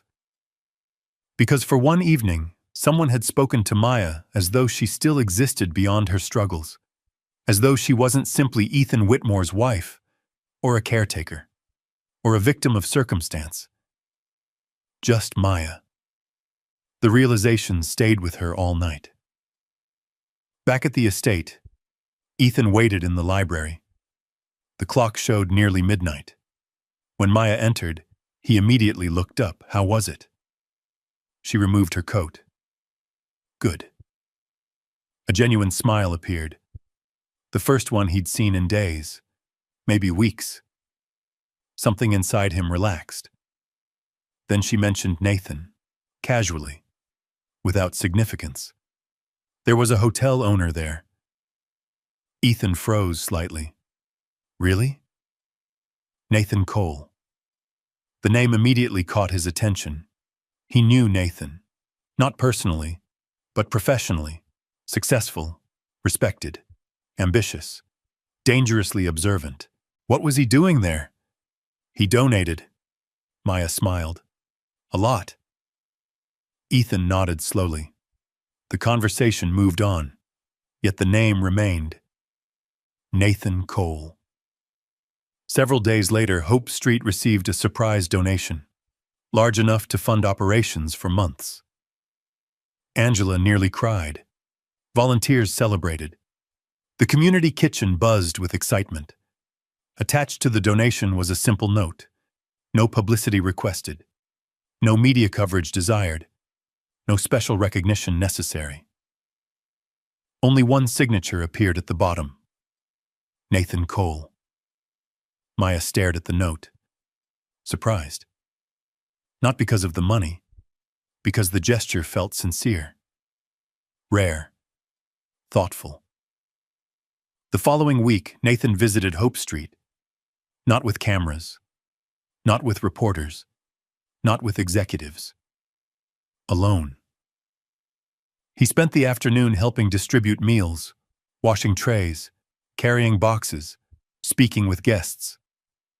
By the end of the day, several volunteers had forgotten he was a billionaire, including Maya. Watching him laugh with children felt strangely refreshing. He wasn't pretending to be perfect. He wasn't trying to impress anyone. He simply showed up. That mattered. As winter settled over Detroit, Nathan appeared more frequently, always connected to charitable projects, always respectful, always helpful. And slowly, almost accidentally, a friendship formed. One built on shared values, shared concerns, shared hopes for the community. Nothing inappropriate, nothing secretive, nothing romantic. Yet Ethan noticed something changing. Every time Maya returned from one of these events, she seemed lighter, brighter, less burdened. And that realization unsettled him. Not because he distrusted Maya, because he trusted Nathan's intentions less. One snowy evening, Ethan finally asked, "You talk to Nathan often?" Maya looked up from her laptop. "Sometimes. He seems interested in your projects." "He is." A brief silence followed. Then Maya smiled. "He actually listens." The words struck harder than she intended, not because she meant them cruelly, because they were true. Lately, Ethan had been distant, distracted, consumed by his own deception, consumed by fear, consumed by guilt. Nathan, meanwhile, listened, really listened. The comparison bothered Ethan more than he wanted to admit. Several days later, he witnessed something else. A local news segment aired from Hope Street. The camera showed volunteers serving meals, children laughing, families receiving support. Then Maya appeared briefly on screen, smiling, talking with guests. Nathan stood nearby helping unload supplies. The reporter referred to them as community leaders, partners in service. Nothing more. Yet Ethan felt an unfamiliar discomfort. Jealousy. Not because Maya had done anything wrong, because someone else was seeing the best parts of her, the parts Ethan himself had been too distracted to appreciate lately. Meanwhile, Maya remained completely unaware. To her, Nathan represented friendship, support, a rare source of encouragement during a difficult season. One afternoon after a volunteer event, they stood outside Hope Street watching snowfall. The city looked peaceful beneath white blankets of winter. Nathan studied the building. "You've built something incredible here." Maya laughed. "We barely keep the lights on." "I'm serious." She looked surprised. Nathan continued. "You changed lives." The words caught her off guard, because nobody had said something like that in a long time. Most conversations centered around survival, problems, worry, loss. Nathan saw purpose, meaning, value, and for a brief moment, Maya felt seen, not pitied, not admired for sacrifice. Seen. Nathan smiled. "The world needs more people like you." Maya looked away, embarrassed. The compliment felt too personal, too sincere, yet somehow comforting. Neither realized someone else would soon see the same thing, someone whose intentions were far more complicated. Because while Nathan's admiration continued growing, Ethan's fears were beginning to grow with it. And before long, those fears would collide with the greatest challenge Maya had faced yet. A choice between loyalty and a future that suddenly seemed possible. A choice that would reveal more about her heart than any test Ethan had ever imagined. January arrived beneath layers of snow and ice. Detroit looked quieter now. The streets glowed beneath pale winter sunlight.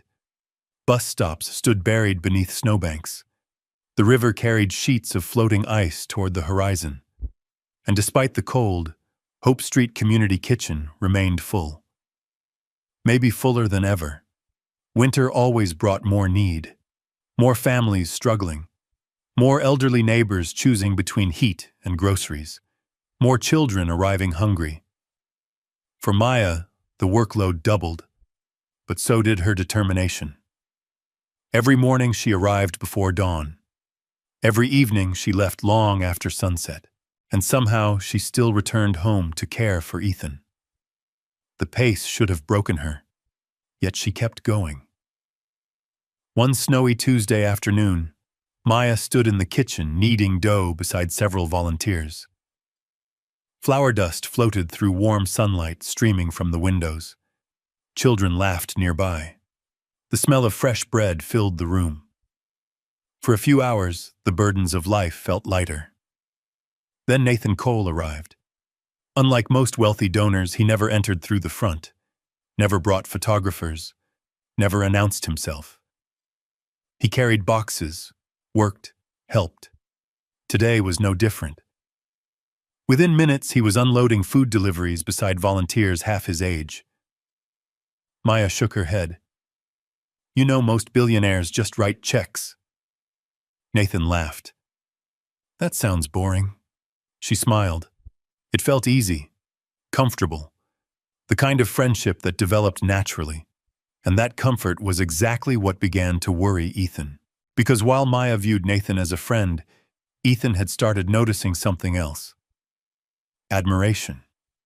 The way Nathan looked at her, the way he listened, the way he remembered small details, dangerous details, the kind that revealed genuine interest. One evening, Maya returned home carrying several folders. Ethan sat near the fireplace. Outside, snow drifted across the estate grounds. The entire property looked frozen in time. What are those? Maya smiled. Nathan's idea. Immediately, Ethan felt something tighten inside his chest. What idea? She sat down beside him, opened the folders.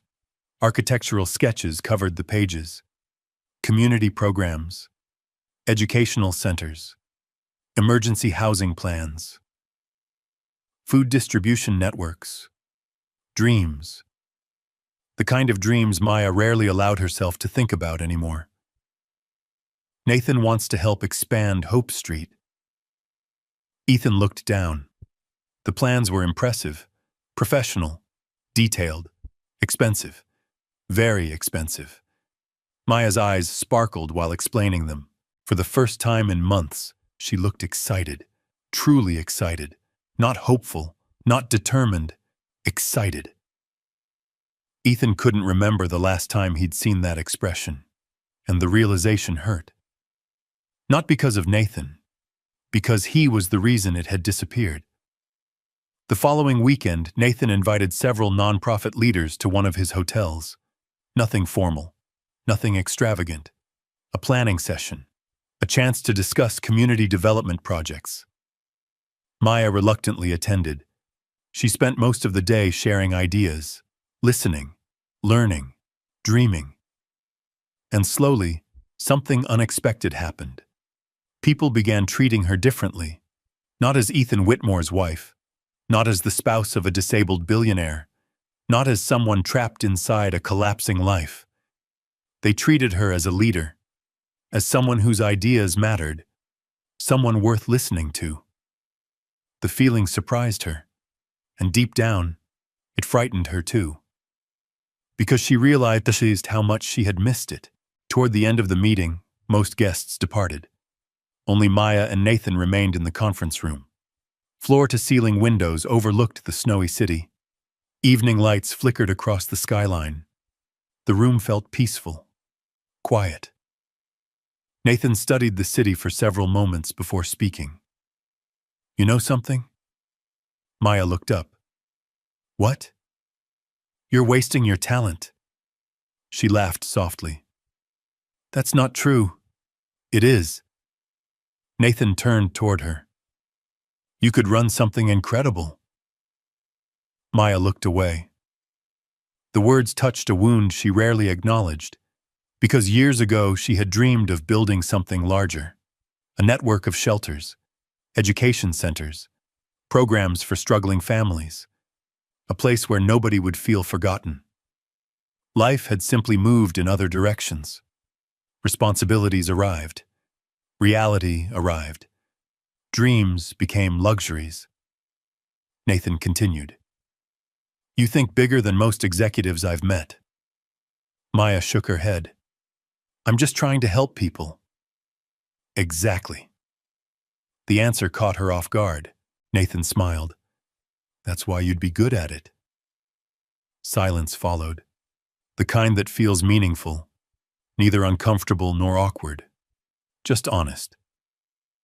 Then Nathan said something that changed everything. What if you didn't have to carry all of this alone? Maya frowned slightly. What do you mean? He walked toward the window, hands in his pockets, looking out at the city below, the community center. Maya remained silent. The shelter. Another pause. The programs. Finally, he looked at her. What if we built them? Her heart skipped. For a moment, she thought he was joking. He wasn't. Nathan stepped closer. I'm serious. The room suddenly felt very quiet, very still. You've spent years helping people. Maya stared at him. You know exactly what's needed. He pointed toward the plans. I know how to build it. The possibility seemed impossible, beautiful, terrifying, real. And that was the problem, because real possibilities are far more dangerous than fantasies. For several moments, Maya couldn't speak, not because she didn't want the opportunity, because she did. More than she cared to admit. Nathan saw the conflict immediately. His voice softened. You don't have to answer. Maya exhaled slowly. This would cost millions. Nathan shrugged. I have millions. Despite herself, she laughed. The tension broke briefly, then returned, stronger, because now the opportunity existed. And once a door opens, it's difficult to pretend it isn't there. Several weeks later, Nathan visited Hope Street again. This time they spent hours discussing the proposal. Funding, locations, programs, possibilities. The more they talked, the more realistic everything became. For Maya, excitement mixed with guilt, because every dream about the future seemed to require something she couldn't give. Time, energy, freedom. Things she no longer possessed. That afternoon, while walking through the shelter, Nathan finally addressed the truth neither had mentioned. You look exhausted. Maya smiled weakly. I am. You don't have to do everything yourself. Somebody does. Nathan stopped walking. The seriousness in his expression caught her attention. No. His voice remained gentle. But it doesn't have to be you. Maya understood immediately. The conversation she had hoped to avoid had finally arrived. She looked away. Nathan continued carefully. You spend every hour taking care of someone else. His words weren't cruel, only honest. And who takes care of you? The question hurt more than she expected, because she didn't know the answer. Nathan wasn't attacking Ethan. He wasn't criticizing her marriage. He wasn't being manipulative, at least not intentionally. He simply saw what everyone else saw. A woman carrying too much. A woman giving everything away. A woman slowly disappearing beneath responsibility. For several moments, neither spoke. Finally, Nathan broke the silence. You deserve happiness too. The words instantly reminded her of her mother, her sister, everyone. Everyone kept saying the same thing, as though happiness existed somewhere else, somewhere easier, somewhere simpler. Nathan watched her carefully, then added the sentence Ethan would later overhear. You don't have to spend the rest of your life suffering. Maya closed her eyes briefly, not because she was angry, because she was tired.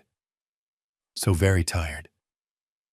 When she finally spoke, her voice remained calm.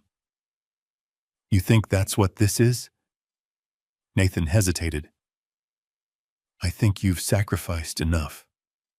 Maya nodded slowly, then turned toward him. For the first time, her eyes carried unmistakable certainty. You don't understand. Nathan remained silent. Maya continued. I know what people see. The winter wind moved through the parking lot.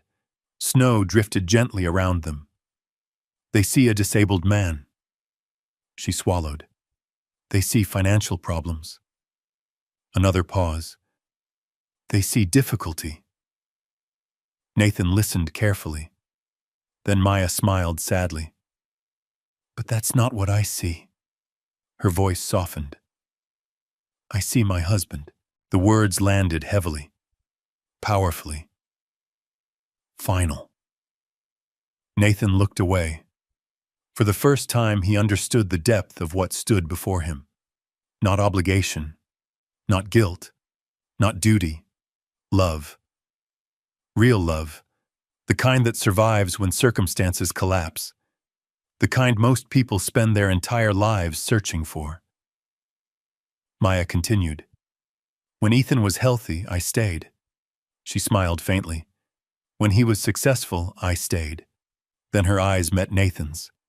And when life got hard, I stayed. Silence followed. The answer was complete. Nothing else needed to be said. Nathan nodded slowly. The fight left his eyes. The hope disappeared, not replaced by resentment, by respect. Because now he understood. Maya wasn't trapped. She had chosen. And she would keep choosing, every day, every time. Eventually Nathan smiled, a genuine smile. You really love him? Maya laughed softly. Yeah. Nathan nodded, then extended his hand. Not as a rival, not as a man pursuing her, as a friend. I hope he realizes how lucky he is. The words lingered long after he left, because Maya wasn't the only person who heard them. Across the room, hidden from view near the hallway entrance, Ethan had overheard enough. Not every word, but enough. Enough to understand. Enough to know. Enough to feel shame unlike anything he had experienced before, because Nathan had offered Maya something extraordinary. A future. A dream. An easier path. And Maya hadn't hesitated, not even for a moment. Yet instead of ending the test, Ethan made one final decision. One final mistake. One final challenge. The cruelest challenge of all. Because if Maya could reject opportunity, perhaps she would reject money too. And soon, a divorce agreement worth $20 million would be placed in front of her. An offer capable of changing her life forever. An offer Ethan already suspected she would refuse. Yet somehow, he still needed to see it with his own eyes. By February, winter had settled over Detroit like a heavy blanket. Snow-covered rooftops. Ice clung to tree branches. The city moved slower now, quieter, colder. Inside the Whitmore estate, however, the cold had little to do with weather. For Ethan, every day brought a deeper sense of shame. Maya had remained loyal. She had defended him against her family, rejected the easier future Nathan Cole represented, worked herself beyond exhaustion. And still, somehow, Ethan continued. The test should have ended weeks ago. He knew it. Richard Hayes knew it. Even Dr. Carter knew it. Yet the final stage had already been prepared. The divorce offer. $20 million. Enough money to change anyone's life. Enough money to rescue Hope Street Community Kitchen forever. Enough money to build the community center Maya dreamed about. Enough money to erase every financial worry she believed existed. If she accepted it, nobody could blame her. Not after everything she had endured. And if she refused, then there would be no doubt left anywhere. Not even inside Ethan Whitmore. 3 days later, Richard Hayes made the call. Maya answered while sorting food donations at Hope Street. Richard? His voice sounded unusually formal. Maya, I'd like to meet with you. Concern immediately crossed her face. Is something wrong? A pause. Not exactly. The hesitation worried her. When? This afternoon. Maya agreed. After hanging up, she stood motionless for several seconds. Something felt wrong. She couldn't explain it, only feel it. A weight, a pressure. a sense that something unpleasant was approaching. Outside, snow drifted past the kitchen windows. Inside, volunteers continued working. Life moved forward. But Maya's thoughts remained elsewhere. At 2 o'clock, she arrived at Richard's downtown office. The building overlooked the Detroit River. Floor-to-ceiling windows framed the frozen landscape beyond. Normally, Richard's office felt warm and welcoming. Today, it felt cold, professional, uncomfortable. The moment she entered the conference room, she noticed the folder waiting on the table. Thick, organized, prepared. Richard looked exhausted, more exhausted than she had ever seen him. That alone frightened her. "Richard?" He stood, motioned toward a chair. "Please sit." Maya's stomach tightened. Slowly, she sat down. Richard remained standing for several seconds before finally sliding the folder toward her. The movement felt almost reluctant, as though he hated every part of what he was doing. Maya opened it. At first, she didn't understand what she was seeing. Then the words became clear. Divorce agreement. The room seemed to tilt. The air disappeared from her lungs.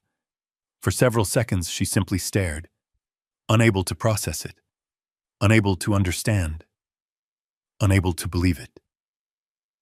Then she looked up. "What is this?" Richard swallowed. The answer came slowly, painfully. "The board believes this may be the best solution." Maya stared at him. The best solution. The words sounded absurd, cruel, almost insulting. She lowered her gaze back to the documents. Page after page. Legal language. Financial arrangements. Property divisions. Compensation. Then she saw the number. $20 million. Her breath caught. 20 million. Enough to transform countless lives. Enough to build multiple shelters. Enough to save Hope Street forever. Enough to care for her mother. Enough to erase every struggle she had ever known. Richard watched her carefully, waiting. The room remained silent. Finally, Maya looked up again. "Who asked for this?" Richard hesitated. The lie felt heavier than ever. "The company believes." "The company." Her voice hardened. "The company wants me to leave my husband?" Richard looked away. The shame on his face answered the question. For several moments, neither spoke. Snow drifted beyond the windows. Cars moved slowly along icy streets below.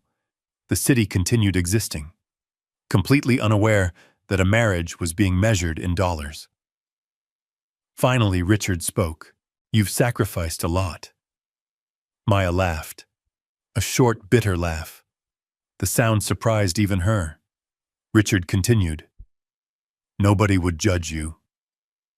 The statement instantly reminded her of Nathan, of her mother, of Jasmine. Everyone seemed convinced she deserved permission to leave, as though loyalty required approval, as though commitment came with expiration dates. "You've done more than enough." Maya slowly closed the folder, then rested both hands on it. The gesture looked calm, controlled. But inside, emotions churned violently. Anger, sadness, disappointment, pain. Not because of the money, because people still didn't understand. Not one of them. Richard cleared his throat. "You could have a different life." The sentence hung in the air, heavy, tempting, reasonable, and completely wrong. Maya stood, walked toward the windows. The river stretched beyond the glass. Gray skies mirrored the frozen water. For several moments she simply stared, thinking, remembering. She remembered childhood winters, cold apartments, missed meals, eviction notices. fear. She remembered nights when her mother cried quietly after work, thinking nobody could hear. She remembered being judged, ignored, overlooked. She remembered every hardship, every struggle, every moment life had tested her. And through all of it, one lesson remained. People matter more than comfort. Always. Slowly, she turned back toward Richard. When Ethan and I got married, her voice remained calm, steady. We made promises. Richard listened silently. We promised each other good times. A pause. We promised each other bad times. Another pause. We promised each other everything in between. Tears began forming in her eyes. Not dramatic tears, quiet tears, the kind that come from deep conviction, deep hurt, deep love. I don't understand something. Richard said nothing. Maya continued.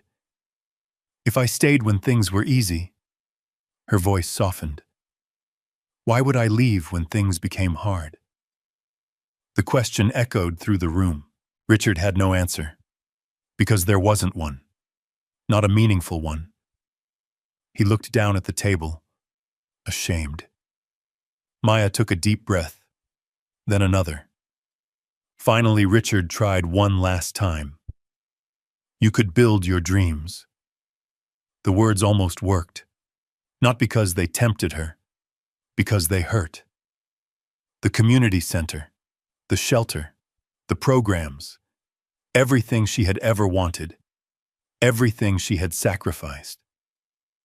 $20 million could make it real. Today. Immediately.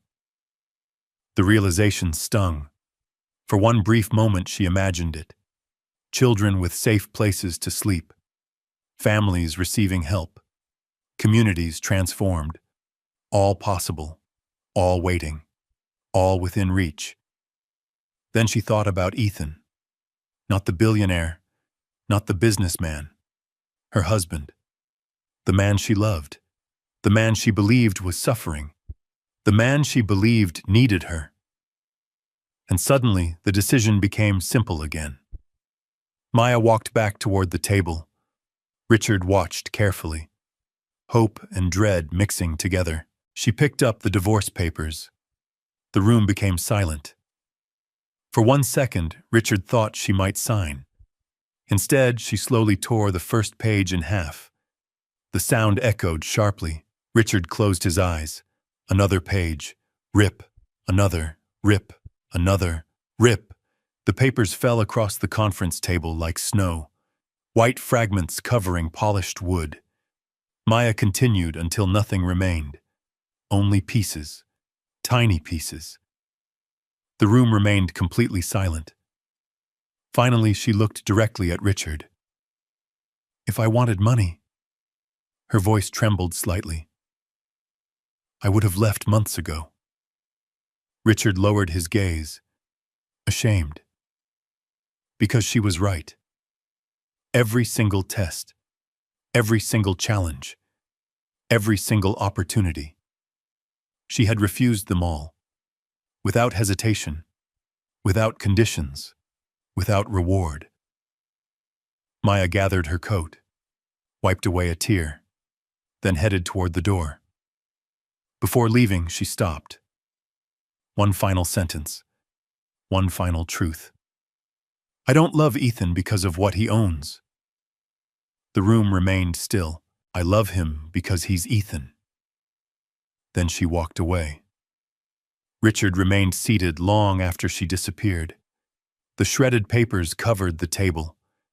The test was over. It had been over for months. Now it was undeniable. He picked up his phone, dialed Ethan immediately. The billionaire answered after 2 rings. Neither man spoke for several seconds. Finally, Richard broke the silence. She tore them up.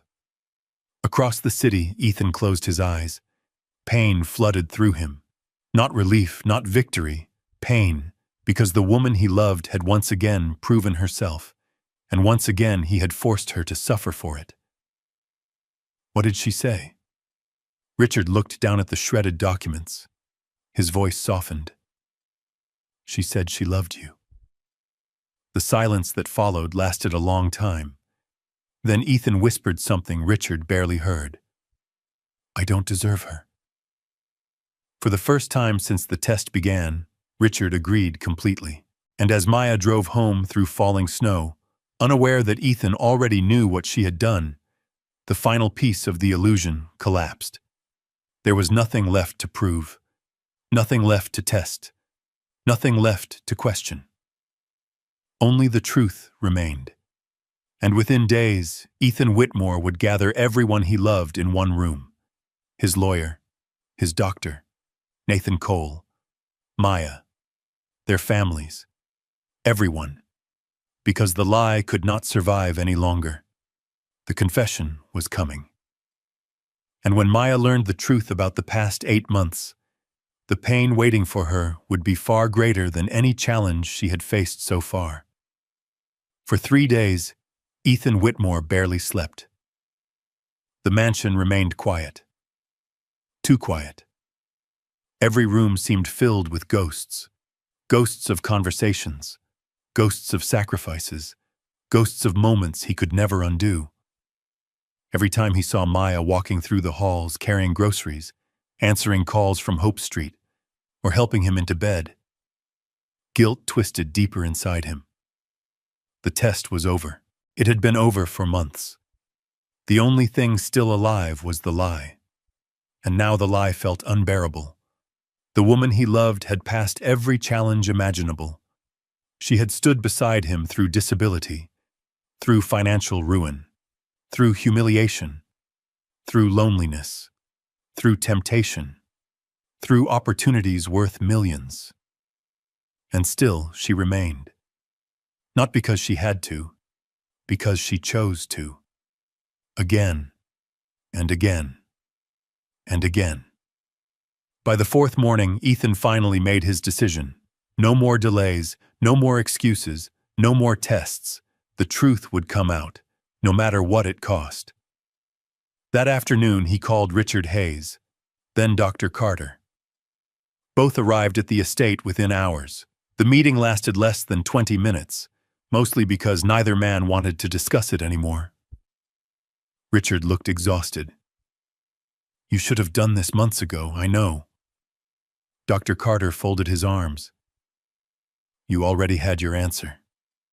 Ethan lowered his eyes. I know. The doctor shook his head. Then why did you keep going? For a moment Ethan couldn't answer. Because there was no good answer.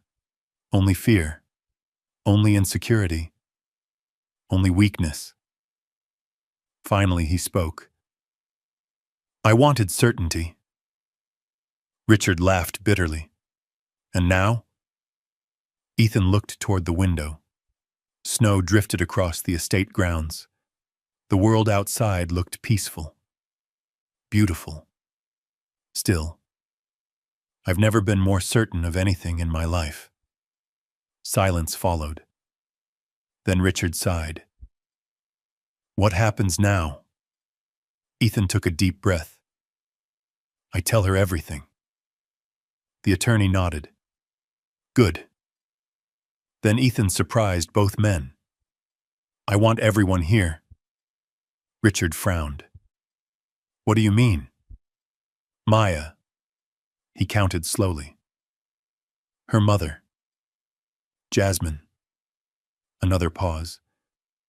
Nathan Cole. Richard raised an eyebrow. Nathan? Ethan nodded. He deserves to hear it too.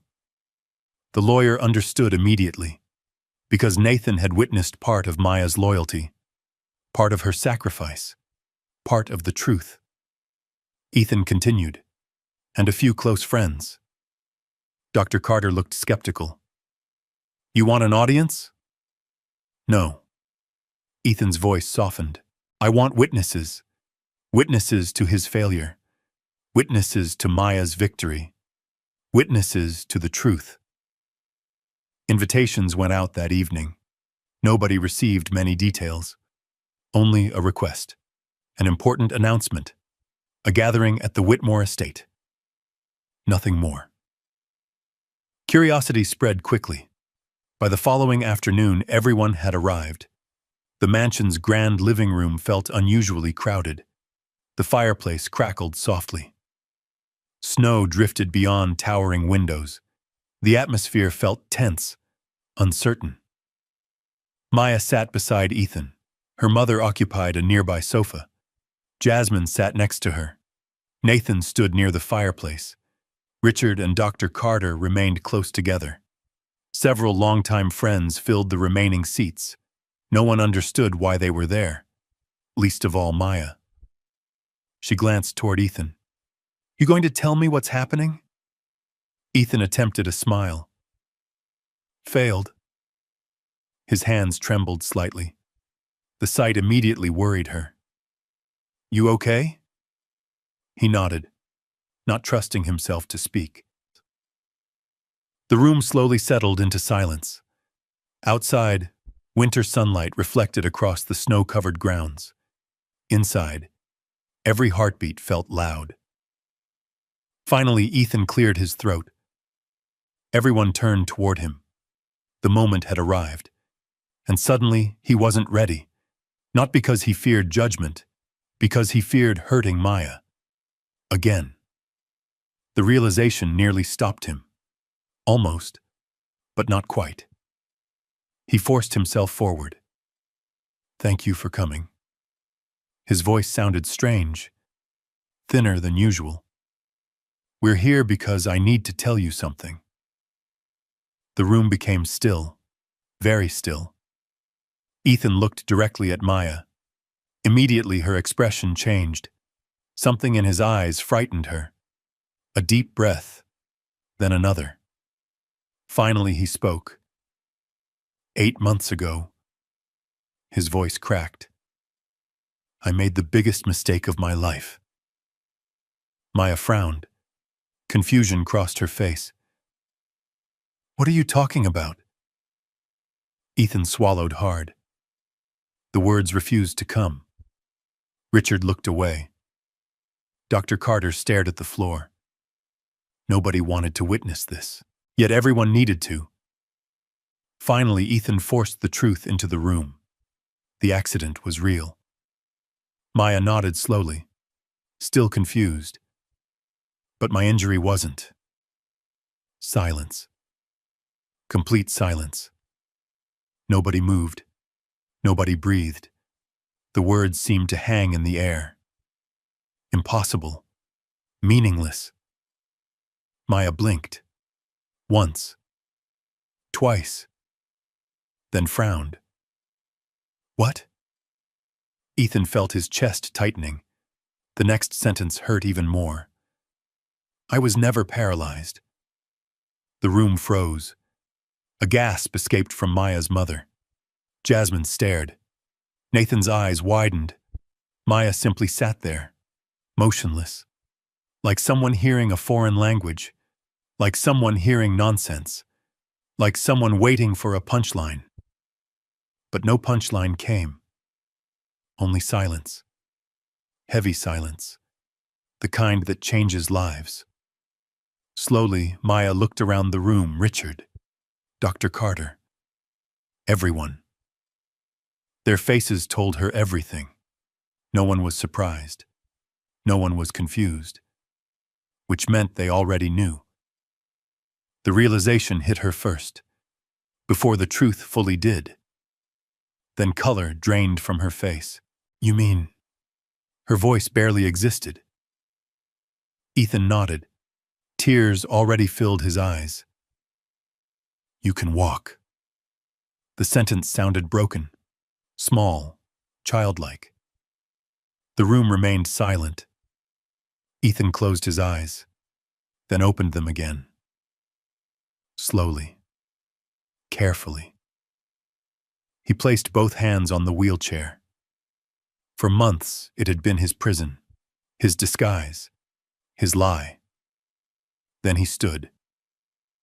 One movement, Simple, effortless, devastating. The room disappeared around Maya. Nothing existed except Ethan, standing, healthy, strong, whole. The impossible truth unfolded before her eyes. 8 months. 8 months of fear. 8 months of caregiving. 8 months of sleepless nights. 8 months of sacrifice. Gone. Not because they hadn't happened, because they had been built on a lie. Ethan took a step, then another, then another. Each movement felt like a knife. Maya couldn't breathe, couldn't think, couldn't understand. Her entire reality shattered, not violently, quietly, the way ice cracks beneath someone standing on it. Slowly. Then all at once, tears filled her eyes. Not joy, not relief. Heartbreak, pure heartbreak. The kind that comes when trust dies. Finally she spoke, one word, one question, one wound. Why? The room remained silent. Ethan's carefully prepared speech vanished instantly. Every explanation, every justification, every apology, gone. Because nothing sounded meaningful beside that single word. Why? He looked at her. Really looked at her. At the woman who had stood beside him through everything, and answered honestly. Because I was afraid. The words sounded pathetic, even to him. Maya stared. Afraid of what? His voice shook.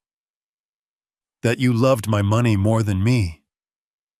The sentence landed like a physical blow. Maya looked as though someone had struck her. For several seconds she couldn't speak. Then tears began falling, slowly, silently. After everything. Ethan lowered his head. I know, after all these years. I know. After everything we've been through. His chest felt crushed. I know. Every response sounded smaller, more useless, more pathetic. Because there was nothing else to say. No defense. No justification. Only failure. Maya stood. The room watched. Nobody moved. Nobody interrupted. She walked toward him slowly, tears streaming down her face. Ethan's heart pounded. Part of him hoped, prayed, imagined she might forgive him immediately. Then she stopped, several feet away, close enough to touch, far enough to feel impossible. Her voice trembled, not from weakness, from pain. You watched me suffer. Ethan closed his eyes. The words hit harder than any punishment. You watched me cry. Another tear rolled down her cheek. You watched me work myself to exhaustion. Every sentence felt deserved. Every sentence felt true. You watched people humiliate me. The room remained silent. Nathan lowered his gaze. Even Maya's mother looked ashamed, and she hadn't done anything wrong. Maya continued. You watched all of it. Ethan could barely breathe. I know. The apology sounded worthless. Tiny. Broken. Useless. Maya shook her head. The pain in her eyes felt unbearable. You didn't trust me. There it was. The real wound. Not the wheelchair. Not the money. Not the lies. Trust. The thing every marriage depends on. The thing Ethan had destroyed. Slowly he nodded. The truth demanded honesty now. No. His voice cracked. I didn't.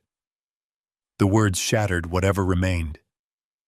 Maya stared at him for several seconds, then nodded once. A tiny movement. Yet somehow it felt final. No screaming, no accusations, no drama, only disappointment. The deepest kind. Without another word, she turned around. The room remained silent. Every eye followed her. The front door opened. Cold winter air swept inside. Then she walked out, and the door closed behind her. The sound echoed through the mansion, through the living room, through Ethan's chest.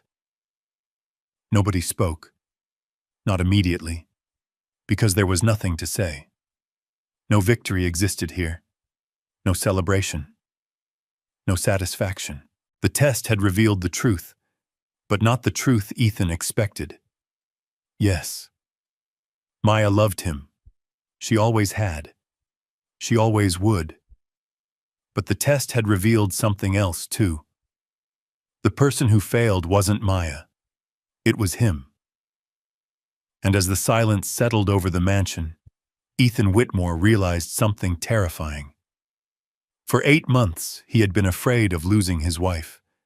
Now, for the first time, he truly might. The Whitmore estate had never felt so empty. Not when business deals failed. Not during market crashes. Not even during the months he spent pretending to sit helplessly inside a wheelchair. Nothing compared to this silence. 3 days passed after Maya walked out. 3 long days. 3 endless nights. Her side of the bed remained untouched. The coffee mug she always used sat clean and unused in the kitchen. The house still carried traces of her everywhere. A book on the nightstand. A scarf hanging near the front door. Volunteer schedules pinned to the refrigerator. Small reminders of a woman who had filled every room with warmth. Now those reminders felt painful. Because for the first time, Ethan understood something. Love wasn't proven by staying. Love was proven by trust. And he had destroyed the very thing he was trying to measure. On the 4th morning, Richard found him sitting alone in the library. The fireplace had gone cold. Stacks of untouched business reports covered the desk. Ethan looked exhausted, older, smaller somehow. Richard stood quietly for several moments, then finally spoke. "Have you heard from her?" Ethan shook his head. "No." The attorney sighed. "Can you blame her?" "No." Richard sat across from him. For years he had watched Ethan outsmart competitors, build companies, solve impossible problems. But this was different. Money couldn't fix this. Influence couldn't fix this. Power couldn't fix this. Only humility could. And humility was far more difficult. "What are you going to do?" Ethan stared at the window. Snow had begun melting across the grounds. Winter was slowly loosening its grip. For the first time in months, sunlight touched the gardens. "I don't know." Richard nodded. The answer was honest. Maybe the first truly honest answer Ethan had given in a very long time. Later that afternoon, Ethan drove into Detroit alone. No driver, no security detail, no assistance. The city looked different now. Not because it had changed. Because he had. Every neighborhood reminded him of Maya. Every corner carried memories. Eventually, he found himself parked outside Hope Street Community Kitchen. The building looked exactly as it always had. Modest, simple, alive. People entered carrying donations. Families exited carrying food. Volunteers moved through the doorway. Life continued. Ethan remained in the car, watching. For nearly an hour. Then he saw her. Maya. She emerged carrying several boxes, laughing at something a volunteer said. The sight hit him harder than expected, because despite everything, she was still helping people. Still serving. Still giving. Still Maya. A lump formed in his throat. He considered walking over, apologizing again, begging if necessary. Instead, he remained where he was, because for the first time he understood something important. An apology didn't erase consequences, and forgiveness couldn't be demanded. It had to be earned. Slowly, he started the car and drove away. The next several weeks became an exercise in patience and humility. Ethan called. Maya didn't answer. He sent messages. She rarely replied. When she did, the responses remained polite, short, distant, not cruel, not warm, simply careful, as though she were protecting something fragile. Perhaps she was. Trust. Meanwhile, Maya moved into a small apartment owned by a longtime friend. The place was nothing like the Whitmore estate. No marble floors, no grand staircase, no sweeping views, just a modest space above a neighborhood bookstore. A tiny kitchen, a worn couch, a narrow balcony overlooking busy streets. Yet strangely, it felt peaceful. Safe. For the first time in months, she didn't have to carry someone else's deception. The wound still hurt, deeply, but at least the lies were gone. One evening, Maya stood on the balcony watching the sunset. Orange light painted the rooftops gold. Traffic moved below. Somewhere in the distance, a bus hissed to a stop. The familiar sounds of Detroit surrounded her. A knock interrupted her thoughts. When she opened the door, she found Nathan, holding coffee. Nothing more. He smiled gently. "I figured you forgot to eat dinner again." Maya laughed despite herself. "Probably." Nathan handed her the coffee. Neither mentioned Ethan. Neither mentioned the confession. Neither mentioned the months of heartbreak. Instead, they talked about Hope Street, community projects, children, families, life. And before leaving, Nathan said something that stayed with her. "You know what I admire most about you?" Maya smiled. "What?" "You never stopped being kind."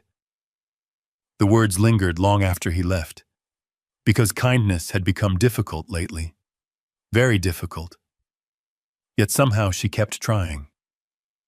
Months passed. Spring arrived. Snow disappeared. Trees began blooming again. Detroit slowly awakened from winter. And during those months, Ethan changed. Not through speeches, not through promises, through actions, quiet actions, invisible actions. At first, Maya didn't know. Nobody did. Hope Street suddenly received funding for repairs. Anonymous. A leaking roof was fixed. Anonymous. A food delivery truck that had broken down was replaced. Anonymous. Several struggling employees received salary assistance. Anonymous. Nobody knew where the help came from. Only Ethan knew, and he insisted his name remain absent. For once, he wanted to help without recognition, without credit, without applause, the way Maya always had. One afternoon, Angela rushed into Hope Street holding paperwork. "Maya." She looked confused. "What happened?" Angela stared at the documents, then laughed, then cried, then laughed again. Maya blinked. "What?" The older woman handed over the papers. Maya began reading. Halfway through the first page, her breath caught. A large piece of property had been purchased, several acres, near downtown, close enough to serve thousands. The plans attached looked familiar, very familiar. Her hands started shaking. Architectural drawings, shelters, classrooms, a community kitchen, training centers. Every detail matched the dream she once described to Nathan, the dream she believed impossible, the dream she had abandoned. The dream was being built. Maya looked up. Who did this? Angela pointed toward the final page. No company name appeared, no corporate logo, no publicity campaign, only a simple project title, the Evelyn Brooks Community Center. Maya froze. Evelyn Brooks. her mother. Tears immediately filled her eyes. The center wasn't named after a billionaire, wasn't named after a donor, wasn't named after a corporation. It carried her mother's name, the woman who taught her compassion, the woman who taught her resilience, the woman who taught her to keep giving even when life gave little back. Maya already knew, before anyone told her, before anyone confirmed it. She knew. That evening she drove to the construction site. The sun hung low above the city. Workers moved across the property. Steel beams reflected golden light. The future stood before her. Real, beautiful, unexpected. And waiting near the entrance stood Ethan. Alone. No reporters, no cameras, no audience, just Ethan. For a moment neither moved. Wind drifted softly across the property. Construction equipment sat silent for the evening. The city hummed quietly in the distance. Finally Maya approached. Her eyes remained fixed on the sign. Evelyn Brooks Community Center. Then she looked at him. "You did this." Ethan nodded. "I did." No excuses followed. No speeches. No attempts to defend himself. Only truth. Maya stared at the building plans, then back at him. "Why didn't you put your name on it?" The question seemed to surprise him, because months earlier he would have, without hesitation. Now the answer felt obvious. Because it was never my dream. The words hung between them. Simple. Honest. It was yours. Tears filled Maya's eyes. Not because the pain had disappeared. It hadn't. Not because trust was fully restored. It wasn't. Some wounds require time. Some scars remain. But for the first time since the confession, she saw something different. Growth. Humility. Change. The kind that can't be faked. The kind that costs something. They stood together watching the construction site, watching people build something neither of them could have created alone. Eventually Maya spoke, quietly, almost to herself. "My mother would have loved this." Ethan smiled. "I know." The sunset painted the steel framework gold. Workers headed home. The city lights slowly began appearing one by one, and for the first time in a very long while, silence felt peaceful. Not because everything was fixed, because healing had finally begun. The future remained uncertain. Trust would take time. Forgiveness would take time. But both were possible now. And sometimes possibility is enough. Years later, people throughout Detroit would know the Evelyn Brooks Community Center. Children would learn there. Families would find help there. People would find hope there. Most would never know the complicated story behind its creation. And maybe that was for the best. Because the real lesson had never been about money, or tests, or deception. It was about something much simpler. A black woman from a struggling neighborhood spent her life helping people when nobody was watching. She remained kind when others became cruel. She remained loyal when others walked away.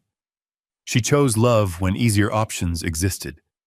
And in the end, her greatest reward wasn't a billionaire's fortune.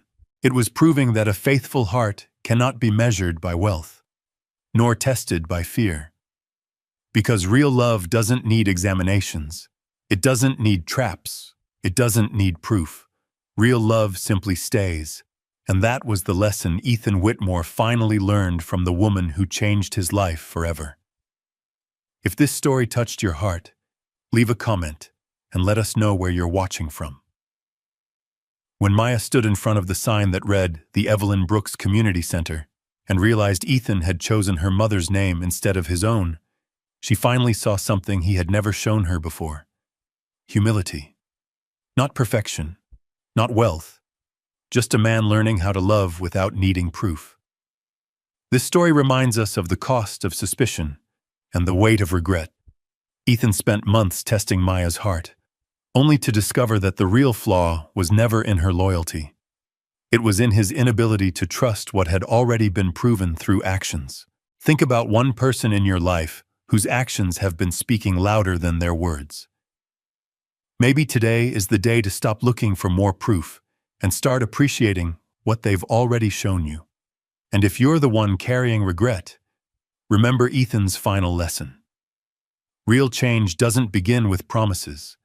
It begins with what you quietly choose to do next. Have you ever had someone doubt your intentions even when you were doing everything right? Tell me in the comments below. And if Maya's story stayed with you, comment 1 so we know it touched your heart. Another unforgettable story is coming up next, and the ending might stay with you even longer than this one.